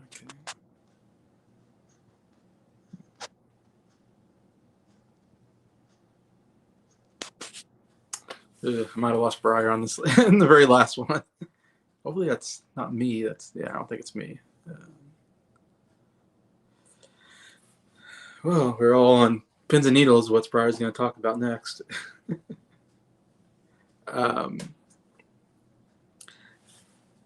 Yeah. If I talk about Genesis, maybe. Okay. Are you back? Okay. I hope my deal with God is not working right now. Okay. All right. Am I good now? I think so. Okay. All right. All right, Queen. All right, just get out there now. So Queen, my last pick. Of course, I've talked about them many times. So I'm gonna make it brief. I'm not gonna Are go you a give a fan? whole history lesson. A little bit of a fan. Oh, okay. Yeah. Okay. Okay, just a tiny bit. Um, but seriously, I mean, Queen's always been my favorite band of all time, so no brainer. I had to put them in here. Of course, came out with their first album in 1973. Of course, with their self-titled album. Um, Again, kind of a bit more, not as quite as polished as what they would get to later. This is a good No. blend of hard rock, heavy metal, progressive rock, and very solid debut, I think. Of course, right off the bat, you have Brian May with "Keep Yourself Alive" with a great guitar riff. I mean, he has that very unique guitar tone that's just unique to him, and nobody else sounds like Brian May. Same goes to, of course, Freddie Mercury, one of the great vocalists of all time, Oh, and just in great. general, just Yes. just absolutely top notch. And of course, you have Roger Taylor, great drummer, and of course John Deacon on bass, my absolute favorite bass player ever. Um, but of course, this album didn't do well when it came out.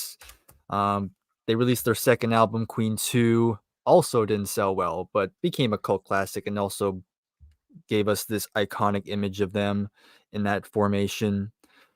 It's one of your favorite. One of my favorites, of course. Then you have Sheer Heart Attack, which has their first really big song that charted in the United Mm-hmm. States, which of course was Killer Queen. The Queen. Yep. Um, yeah, very good album as well. And then there's one album, of course, the big guy right behind me. Yes, there it is, Night at the Opera, and on CD too. But yeah, this album pretty much sums up why Queen is amazing.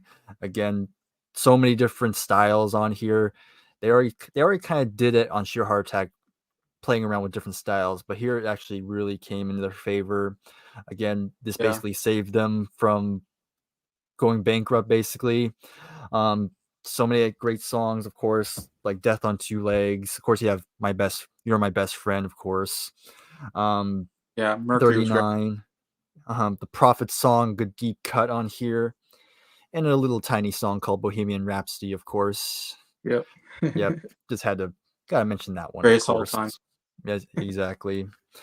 But yeah, and Keith mentioned it already, but again, Freddie Mercury. Again, by this point, they were becoming such a big live show. Of course, Freddie Yeah. Mercury, just this big personality on Lamb, stage, flamboyant, theatrical. Just theatrical. yeah, it's just absolutely larger than life.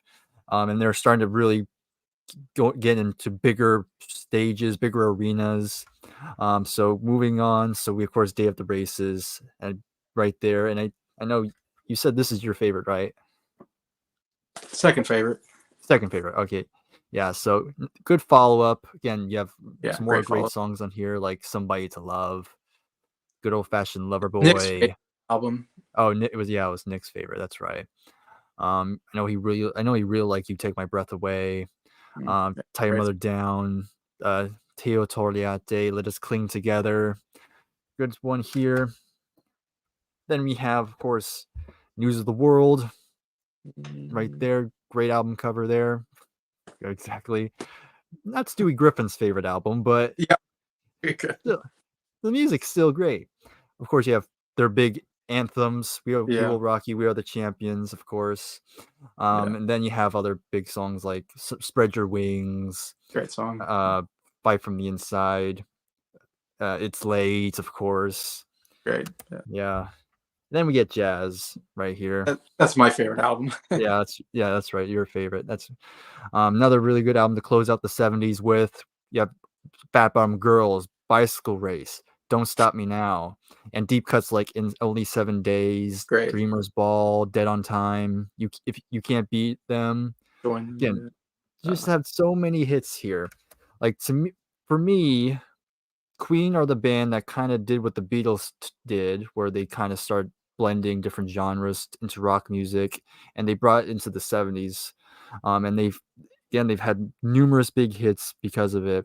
And even in the 80s, they still were able to pull out some big hits. Of course, we have The Game, which has songs like Play the Game, Another One Bites the Dust, Crazy Little Things Called Love, Save Me.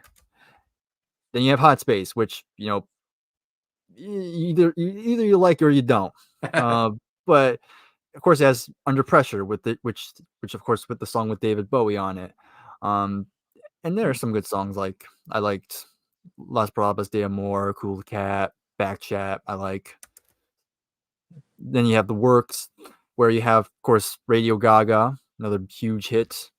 There it is. Yes, exactly. I Want to Break Free, Hammer to Fall, Is This the World We Were Created?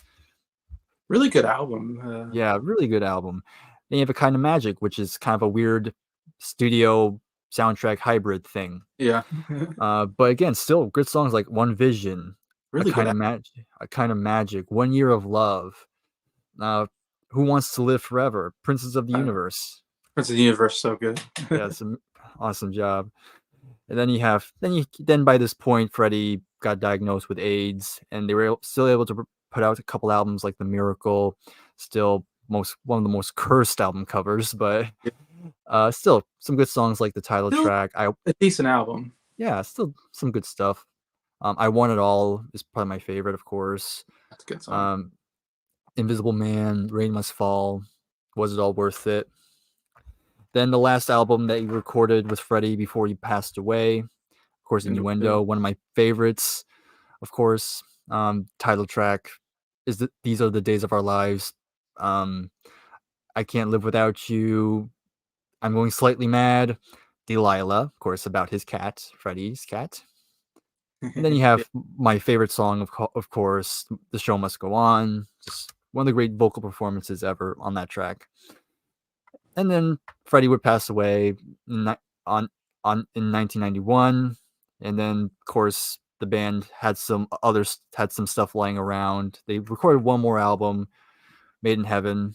Not one of my favorites, but one of the worst songs on there, I'm afraid. Yeah. We talked about even our favorite bands have songs we don't like. Yeah. This one definitely has that for me, with that unnecessary 20-minute ambient piece. That 20-minute, yeah. Yeah. So yeah. And of course, Queen by that point was done. And then, of course, they did a couple collaboration things. You have Queen plus Paul Rodgers, and now we have Queen plus Adam Lambert, which I'm not going to go into in depth about because I kind of consider them their own separate thing. But yeah, I mean, Queen's still very much celebrated to this day. I think even more now today than ever. Yeah. Could be because of the movie, of course, that came out in 2018 that really boosted their popularity. Yeah. And of course, as a Queen fan, it's amazing to see that people are still discovering Queen and hearing all their songs, and they're still being played, still getting awards and being recognized for their contribute to music. So yeah, I definitely had to put Queen up here. So that's my number one choice.